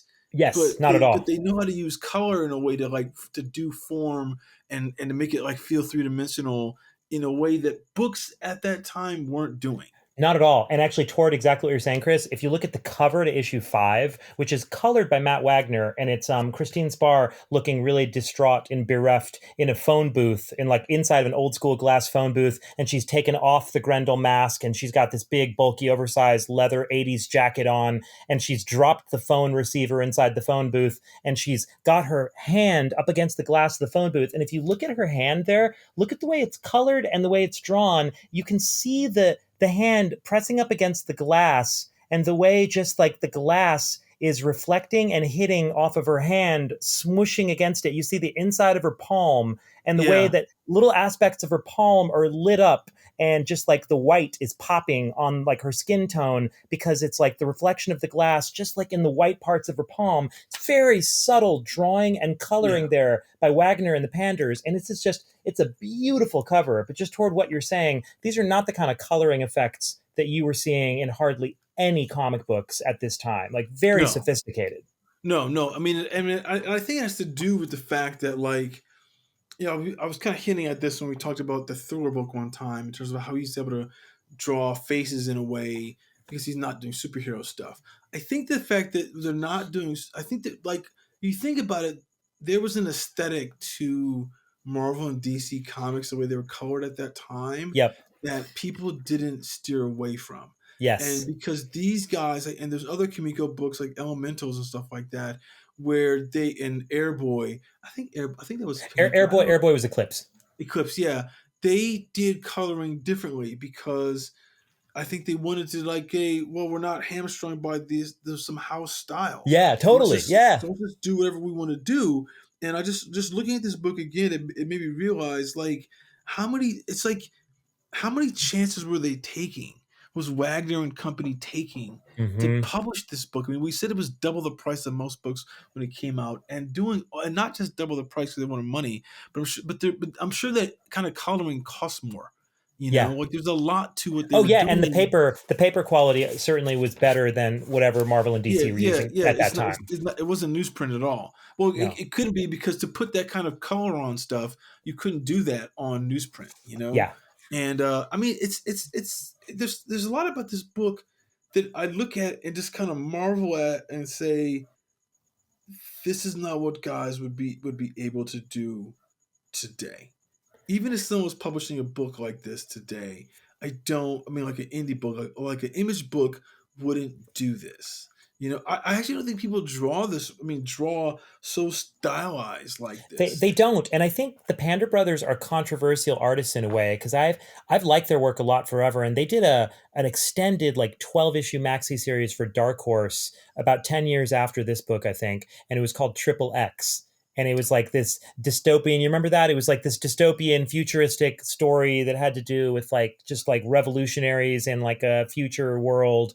And it was all done in like duo shade, sort of like, you know, it was like gray tone artwork. And so it was not color, but it wasn't like straight black and white. It was this kind of interesting. And I remember the duo shade gray artwork was printed on super glossy paper. And it was a very unusual, interesting looking package. And it was printed with really glossy covers and very just unique looking book, Triple X. The story, as I recall, was not the greatest story, but it was, again, just a visual extravaganza. It was a really striking book visually. And I remember loving it, but I also remember bringing that book up with a few other friends of mine who were comics fans at the time. And I was the only one who was feeling the artwork. Like my friends who I pointed it out to were like, I don't know, dude, that looked kind of ugly. Like all their people look really gross and ugly. And I was like, what are you talking about? This shit looks amazing. But particularly because I'm sure that was post Aeon Flux. So like everyone kind of, I think it was. It reminds me of a book. Did you ever read this book called Mr. Blank? Did you read this book? Mr. It was like Blank. Mr. Blank. It was kind of like a character that was like a white. It was like a white. Look this up. We'll try to put it in the show notes. I'm looking it up. Yeah. It was like, I'm pretty sure it's called Mr. Blank. It had a weird style too. That was very kind of like I think it's called Mr. Blank. It's and it's MISTER blank, not MR period blank. Oh, interesting. Okay. Mr. Blank. I think that's what it's called. I can see the covers now, but it's like a lot of times people do stylized work that's so like left field of what anybody's doing. Yeah. I see the book here. I see it. I'm not familiar with this comic, Mr. Blank. Here, published by Slave Labor. Okay, Slave Labor and their Amaze Inc. imprint. And so this was I missed this book. This came out in 2000 or January 97 to May 2000. Okay, now just hold up for a second. I'm gonna take a look at this. Let me see what you're looking at.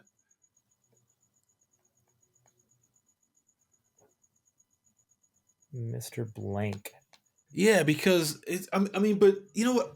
That's actually a really good story.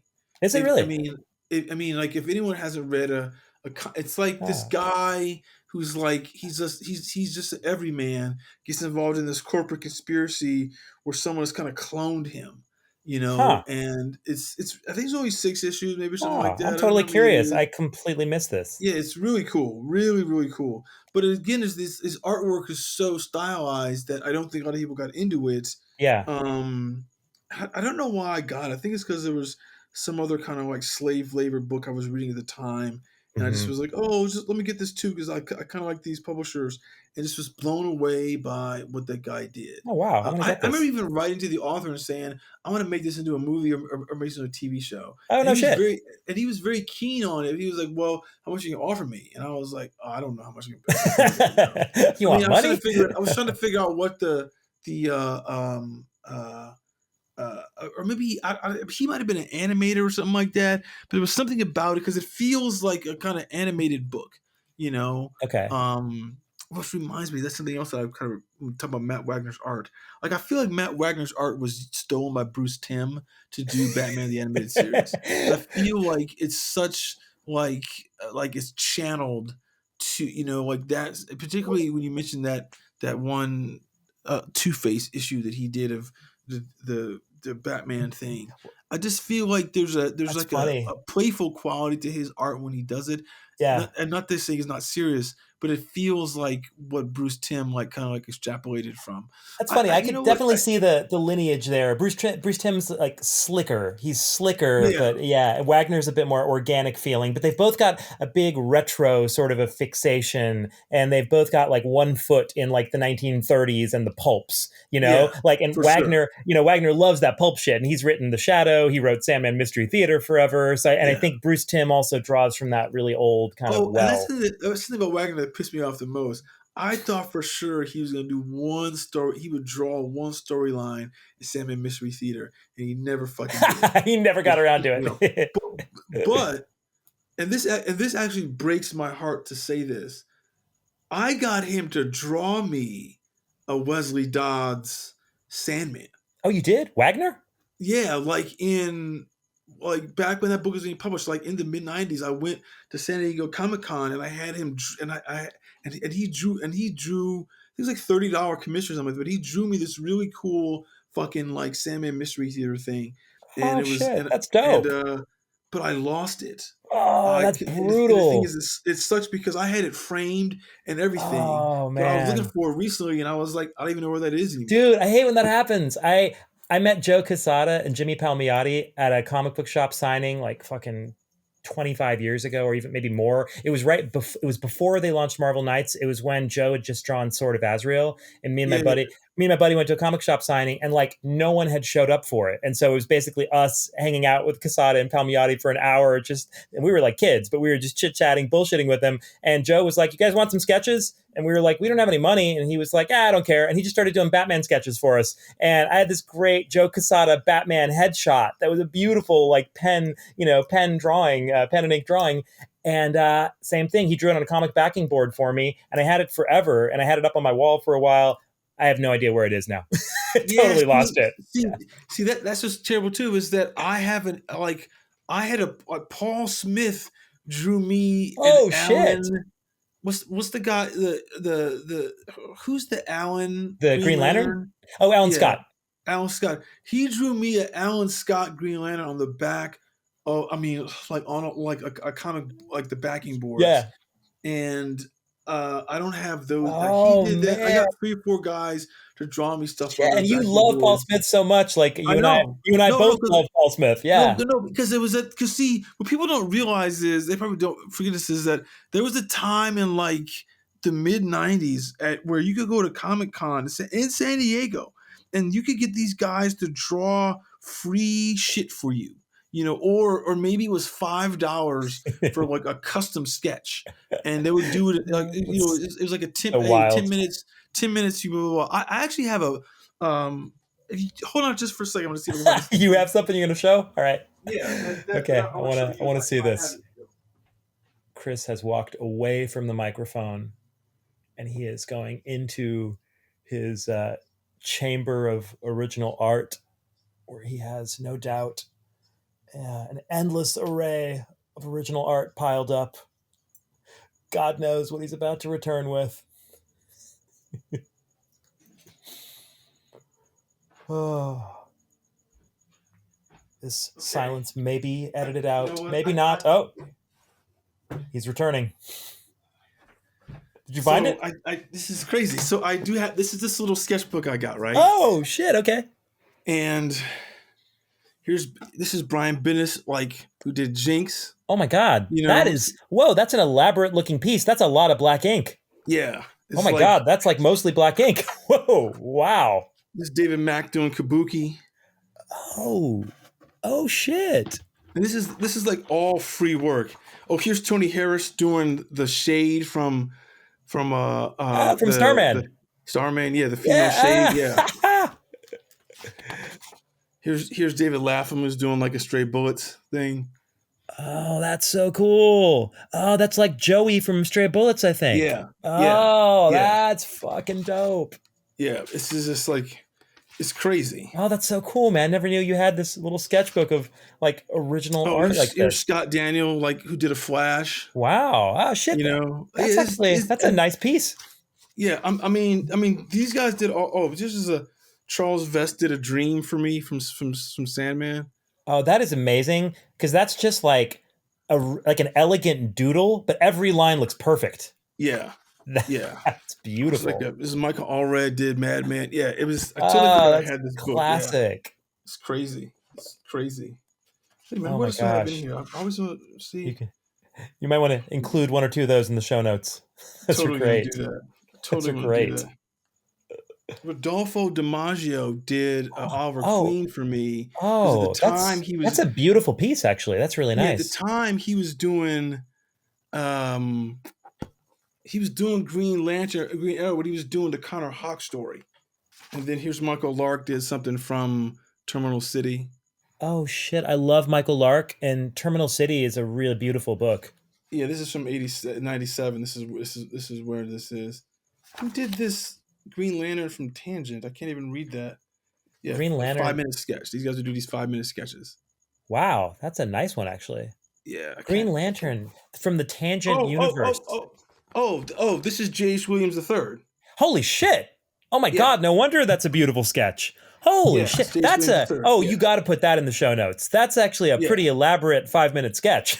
That's amazing. Dude, J.H. Williams is like fucking incredible. He's P.K. Russell and the Thief of Baghdad. Yeah, whoa! Oh my God, you got some heavy hitters in that book. Yeah, this is all going to go in J.H. Williams and P. Craig Russell, those are two of my favorite comic artists of all time. That's incredible. That's incredible, man. You've got some real heavyweights there.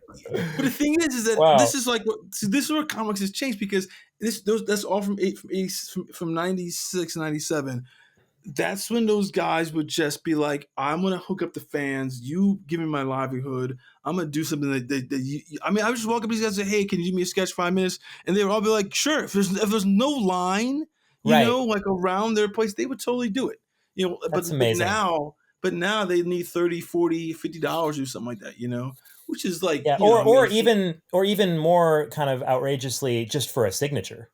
Yeah. Yeah, you know, I don't want to say any names, but like I've been at cons and seen artists charging kids, $30, $50 for a signature. Like that seems outrageous to me. Yeah, but they want their money. No, I get it. It's crazy. It's crazy. I'm trying to think. Is there anything else about this?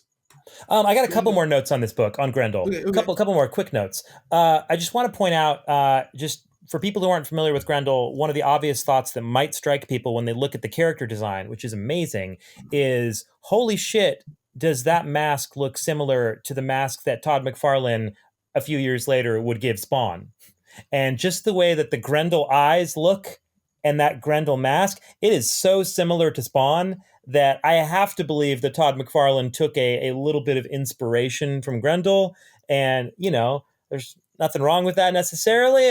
Comics is, it's a continuum of everyone inspiring everyone and people building on each other's work and all that. But it's just an interesting thing to note for me, because they're both rather iconic characters in comics. And I can't think of any other characters who have that sort of design for white eyes that have like teardrop sort of spikes going down and up from the eye against a black background. Like, when I saw the Spawn mask, I was like, oh, that looks like a Grendel homage. And that's not a bad thing, but just an observation. Well, you know what? About 3 or 4 years ago, I was at the Writers Guild and I was talking with this guy who was at Endgame, and he was telling me about what he was working on. And he was like, yeah, I got this comic we're trying to develop. It's called Grendel. Most people haven't heard of it. I said, wait a minute, what? No, all about this. I was talking to him about it, and he was saying, yeah, the thing that's made it hard for us is his mask. Like, his mask has been like co-opted by some other characters. Oh, so no shit. And he was like, yeah, like it might not feel that new. He was complaining that was some of the trouble they had with the development. Oh, that's wild. Of the book.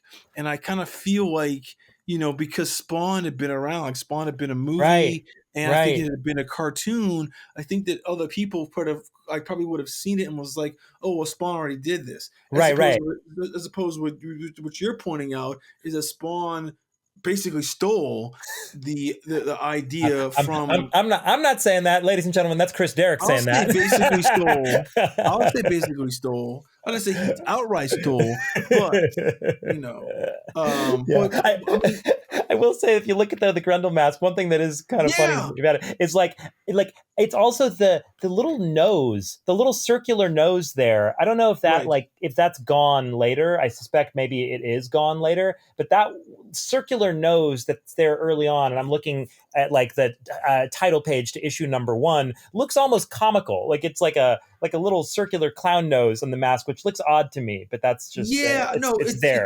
It totally does. Interesting, because like she mentions in the book that he installed like these filters in the nose that that had some weird ability to like filter out, to increase your sense of smell, but to filter out like gases and shit like that. It was just I was like, what? Along with also infrared lenses in the eyes, like you have infrared stuff. Yeah. I mean, and here's the thing too: the fork has got like the fork, his little staff fork has an electrical charge or that fire, whatever it is. So you can like cut through shit. It's like, it's an interesting. I'm very curious to see what they do in the Netflix thing. Totally. It'll curious, but it'll be very interesting. But you're right. But Tom McFarlane, he owes a debt to Matt Wagner. I mean, I feel like, again, but also see the Black Spider-Man suit is after this. I'm pretty sure it's after. It is after Oh, because that Devil by the Deed was like 84, yeah. 85, something like that. So that's like it's a weird kind It of. is a weird thing. That lineage of the Black Spider-Man costume, though, and it's funny because we've talked about this a little bit before on the show, but I found out something just recently that was actually really fascinating. Did you know that the original Spider-Man black costume design, where it came from originally, was apparently a fan wrote into Marvel with an idea for how Spider-Man's costume should be redesigned. And I believe that fan was like a young fan, I think like 18, 19 years old or something. And they drew a sketch of the Spider-Man black costume and said that Spidey's costume has been the same for so long. I think it needs a refresh. I think it needs to look more like an actual spider, look more badass.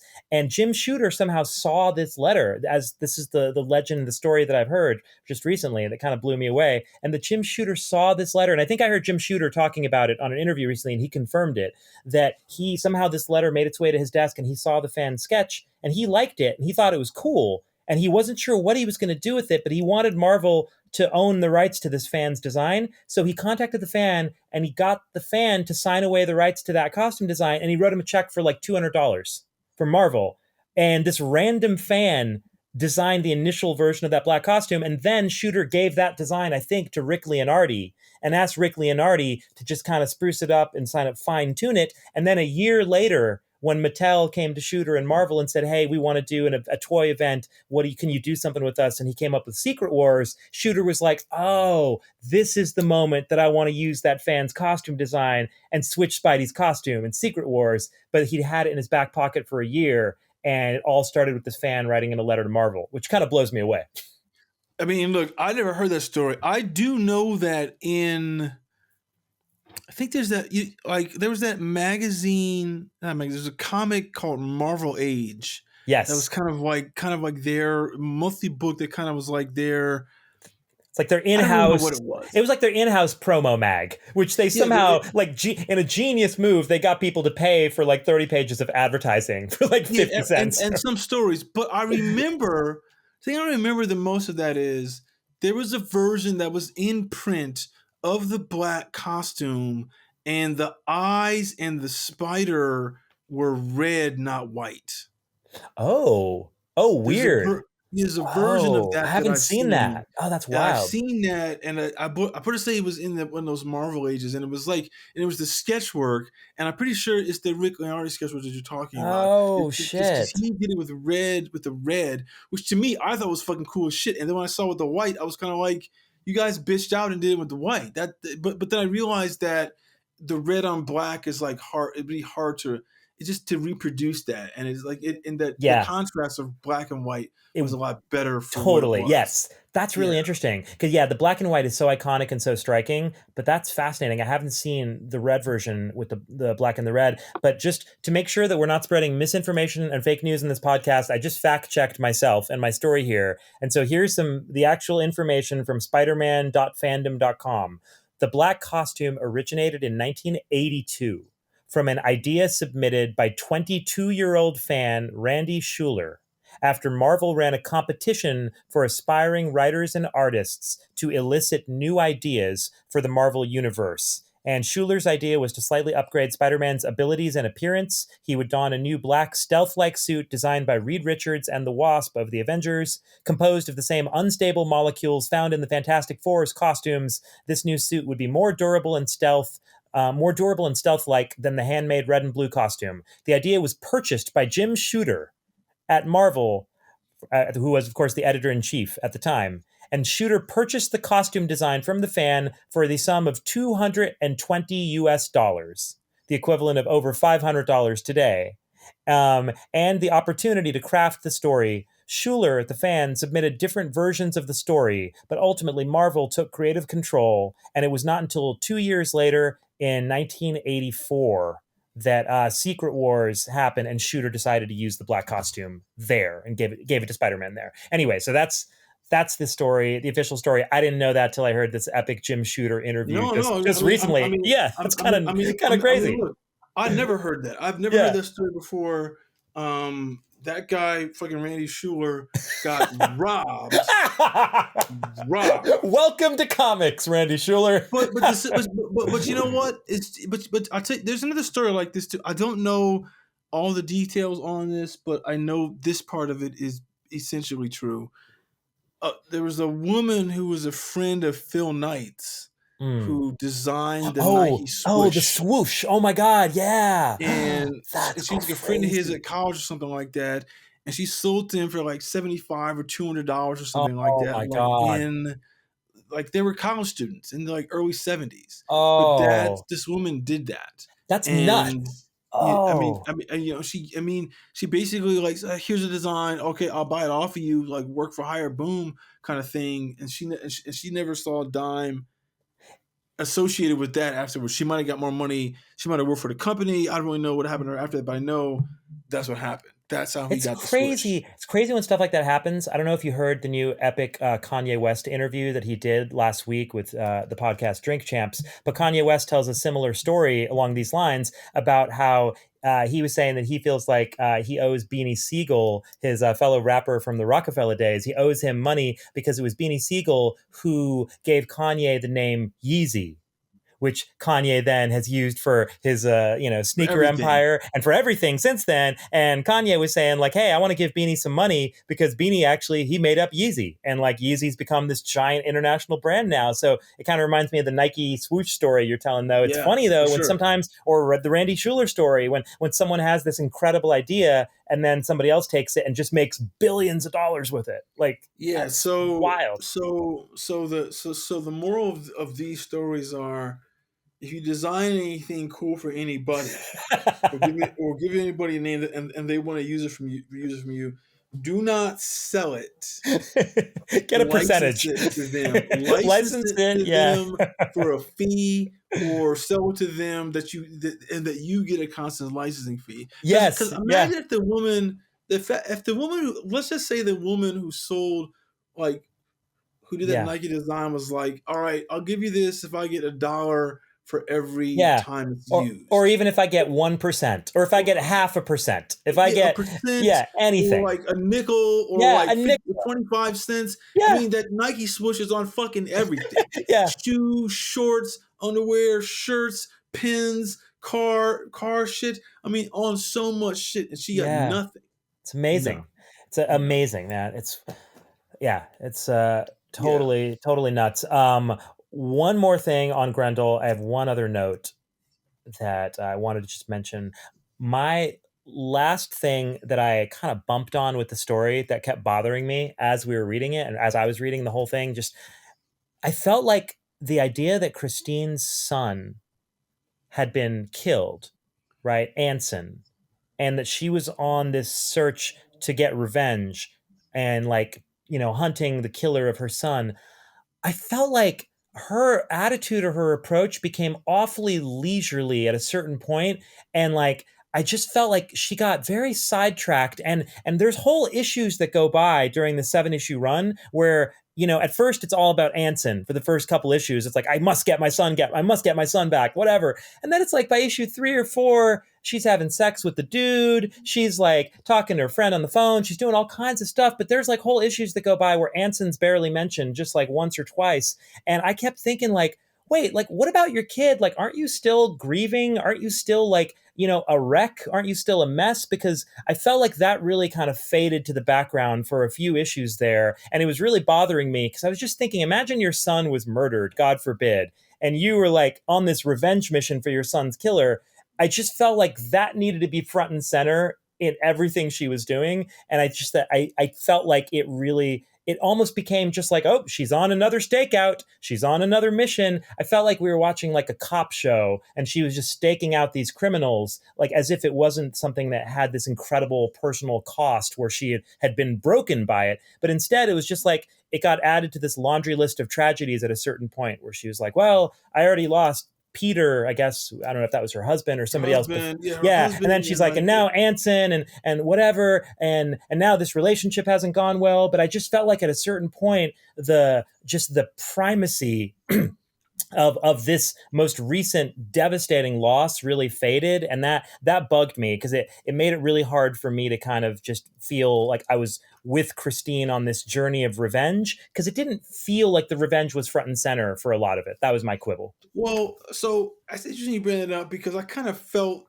certain things about that too. And here's something that I kind of feel. Two things I think about that. Yeah. Like one, I think is maybe like a deeper kind of. This is a question this going into psychology of Matt Wagner.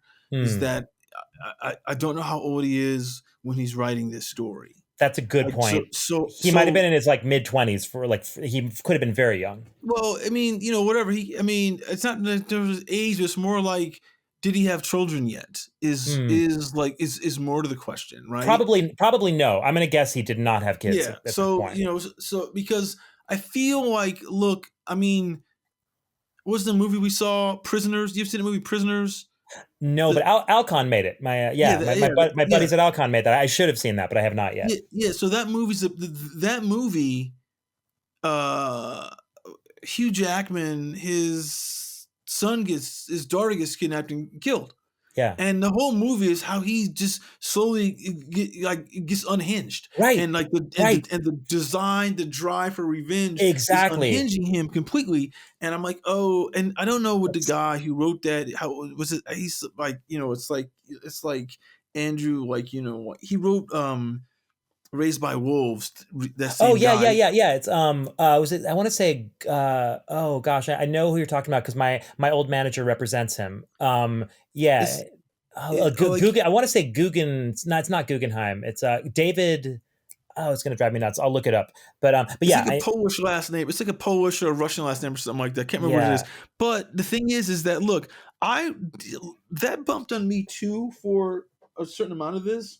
yeah, But I also realized that it was like, oh, and this is me, like, this is again like me coming out after knowing the history of what Grendel becomes, and I feel this yeah, is probably a fault in the storytelling at the time, but maybe but he hints at the end in like issue 7 when she's like, once she's defeated, the Kabuki guy, she's going back and she's like, I can't be Grendel anymore. It's like, it's too much. I feel like being Grendel, when she put the mask on, it mm. just overwhelms Okay, everything about her thing. that's a great point. That's a fantastic point. But you know what I would have loved here is I would have loved if on the second and last page of the story, like there is that great page visually that you mentioned where she's crying about the end of her relationship with Brian. I'm like, your fucking son just got murdered. Like Yeah. you're crying about this dude that you just fucked and it didn't work out. Your fucking son was kidnapped and murdered by And murdered. by a psychopath who ripped out his eyeballs. Vampire. And, and the eye is left. Yeah, and you're crying because this fucking dude you had a fling with, it didn't work out. Like, get the fuck out of here. Are you kidding me? Yeah, That's the final beat. Like that just bothered me. Look, I'm not disagreeing Yeah. with any of that. I mean, like because I'm reading and I'm just kind of like, everything you do should be about fucking the sun. Yes. Or if the because the thing that I like about this was interesting about the mask, when she puts it on and she becomes Grendel, when she takes it off the next day and everything like that, it's almost like it's a drug. Yeah, yeah. So it's kind of like she has this withdrawal symptoms when she Yes. takes the mask off, everything like that.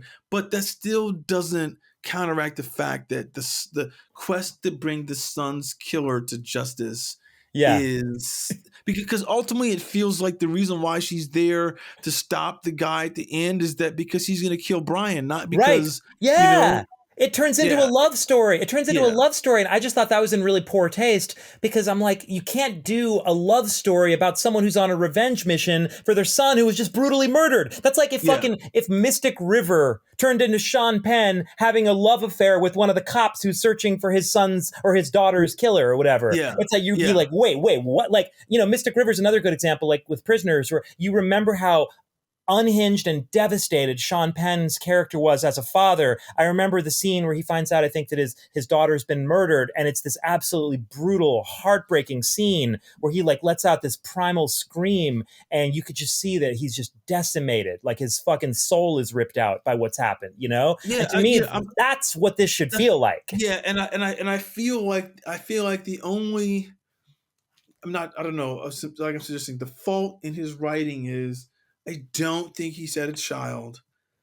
And I think that it's possible that as a writer, where he is in his life and in his career, because he's doing comics, there could be something where his kind of like full range of like human emotions and everything like that are potentially not fully developed yet. Yeah, I think You that's know, fair. I I'm think not, that's fair. And yeah, I mean, I'm not, yeah, you know, I don't know. I mean, you know, because I know later on in, you know, his older, when he's older, the Wagner older, you know, because if you look at stuff when he's writing like Salmon Mystery Theater, which is what, maybe yeah, 15 years later, something like 10, yeah. 15 years later, he's got a lot more, there's a lot more nuance to what's happening, Yeah, you know. Wagner was born in 61. So at the time that Grendel came out, I think it was 86. He was what, He was 25. 25, So yeah, 25. so Yeah. he was a very young writer. So I think you're right on, Chris. He likely didn't have a kid, life He didn't have, experience. So yeah, I don't mean to be too, you know, too like too much of a, you know, a no, jerk about but it. Like I don't mean to make too big a deal out of it, but that just I kept bumping on that through the whole story. no, because, well, but see, it's interesting because think about it. Because it's interesting, just like you. This is what happens. This is what someone was complaining about to me one time about just writing in general. And a lot of times, Yeah. why people complain about like what makes Hollywood terrible is that this thirst for, you know, like for the, it's the thirst for the new idea Yeah. and the fresh idea has been, and that has been reduced down.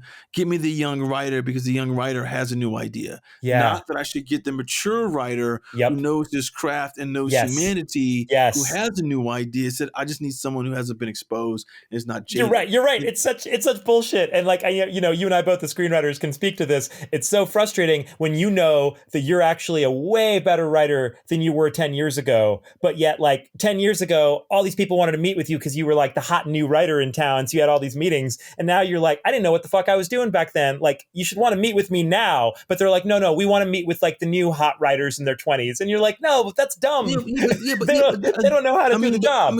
those people don't know anything. Yeah. And the misnomer is that is that there's very few. I mean, look, there's few people who are young who make movies young that really kind of hit some accord. Like for instance, like I know that what the fuck's his name? The guy who did Whiplash and La La Land. Oh, was that Damien Chazelle? Yeah, Damien Chazelle. Like he was 28 when he won that the best director nod on La Damn. La Land, and he was the youngest person ever to win it. And I think Coppola was at age and was nominated for Godfather Part One, but he didn't win Was it. was P.T. Anderson nominated in his 20s for something like Boogie I Nights think or maybe that bring something like that. Magnolia? I don't know. Yeah, maybe. But he didn't win it. But you get nominated. So there's always these outlier people that people look at as like that is and they think that's the norm. That Yeah, and that's like a super outlier. It's so outlier for Yeah, the people to perform at that young at that level. It's almost like impossible. Orson Welles. So Yeah. it's like an Orson Welles type of thing because it's kind of like, dude, something in your life has given you insight into humanity that just the average person needs, like life experience to be able to do. And I feel like he's choosing the sexual relationship that doesn't work as the cornerstone of how he wants to end the storyline, because as a 25-year-old, that's what you know more than what it means to have a kid stolen from you. I think that's a great observation, Chris, and I think that's right on. I think that's and Matt Wagner, if he revisited this story at 45, I think it would be a whole different focus, and the emotionality would be much deeper and more substantial regarding like the death of a child. I'm quite positive you're right about that. Well, yeah, because I think the scene after she like finds her son's eye in that test tube. I mean, look, she gets caught by the guy and they have a fight. She gets thrown out the window, but like. In true comic book fashion, yeah.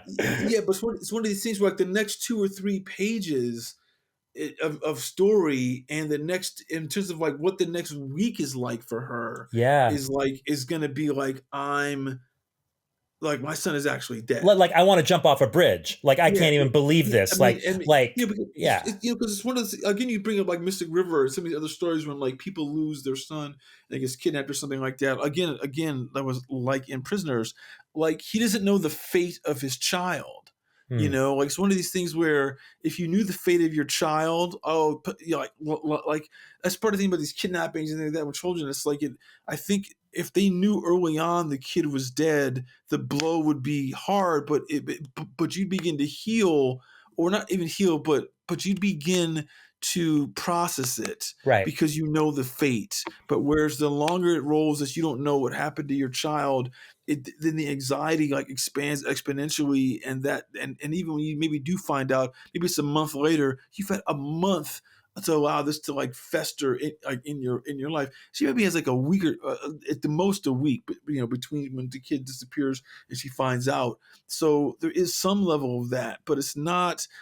I mean, it's played so light. It's played really light. Yeah, I mean, it feels like you needed like you needed like like she's crippled for like exactly. Yeah, for at least a week. Right. Yeah. Like you need a bunch of silent panels of her just alone in a room. She shuts the door, and like you just see her weeping on the bed for a week, or like she doesn't come out. She doesn't open the blinds for a week.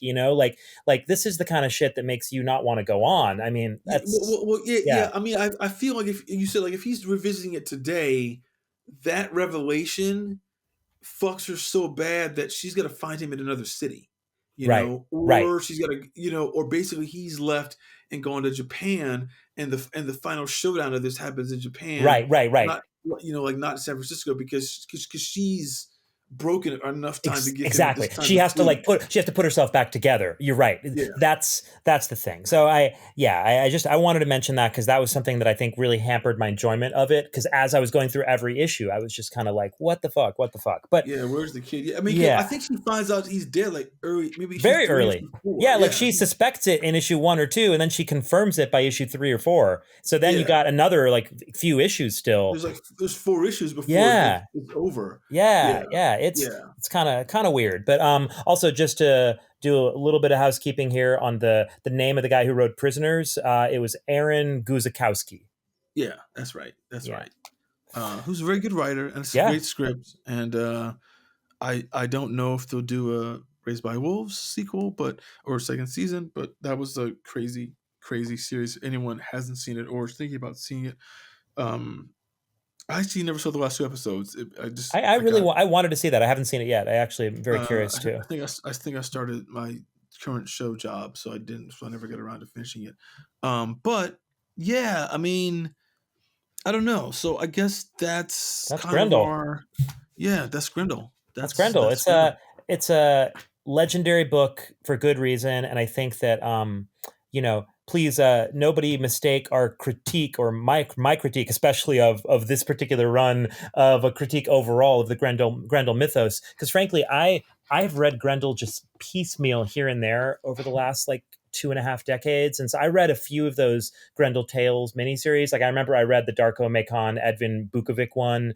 And I think I read one that Terry Laban wrote. And I remember I read Grendel War Child because of the Bisley covers. I was just curious. Yeah. By the way, the Bisley covers, but Bisley did the covers for the first 4 issues of War Child. I looked them up just now while we were talking, and they are all fucking exquisite. Like it's peak Simon Bisley, just gorgeous fucking covers. Top. Amazing. I think there's like a 10-issue miniseries. Yes. And Wagner takes Wagner for that. The cover for the covers after Bisley leaves, I think it's Wagner who takes over painting them, and they're still striking. Okay. They're still striking covers, but Bisley does those first 4, and they're just bonkers. And I mean, his style is his own kind of like explosive, like thing that. It's amazing. Kind of unparalleled. Yes. Kind of unparalleled. It'd be interesting if he could actually do like a whole book, like if he could do a full sequential. But I mean, he did back in the day, or like his debut with DC way back when, of course, was Lobo, and that was like he did pen and ink on the 4 issues of Lobo, and I remember as a kid when I was 15 reading those blew my mind. Yeah, I mean it's wild, but I'm wondering if he could do painted sequentials, or would he even try? He did like some stuff with Kevin Eastman, like where he did painted sequentials on I think a book called Melting Pot, but just like one shot. Right. Yeah, you're right. But it's never. I don't think he's ever done it like monthly, but I think he's done little one-offs. Yeah, I mean it's sort of like what's his name, Jeff Darrow who did Hard Boiled. Is that who that is? Yeah, Darrow, Hard Boiled, and then and although Darrow did Shaolin Cowboy for I don't know how many issues he's done of that now, maybe 10 issues or 8 issues total, but yeah, Bisley's style is just fucking insane. His Doom Patrol covers also are some of my favorites. His run of Doom Patrol, like all those, man, are just exquisite. Yeah, so I guess that was Grendel. This is what we're talking about: Matt Wagner and the War Child and all this. So Yeah. I mean, look, I think our critique is not. It's not criticism per se. It's just like it's true critique. Like we're just because overall we're recommending people read this book. Absolutely. They should revisit it. There's omnibuses available. You I mean, it should get the floppies if you can, because you see how it's colored differently. Yes, and read the letter columns and all the extra cool stuff. Plus the covers. But do that and read Grendel, and we will be back next week with another semi-obscure, potentially super obscure comic series from the 80s that you might have forgotten, never read, or completely slipped on. And that's it for this week. Cool. Thanks, everybody.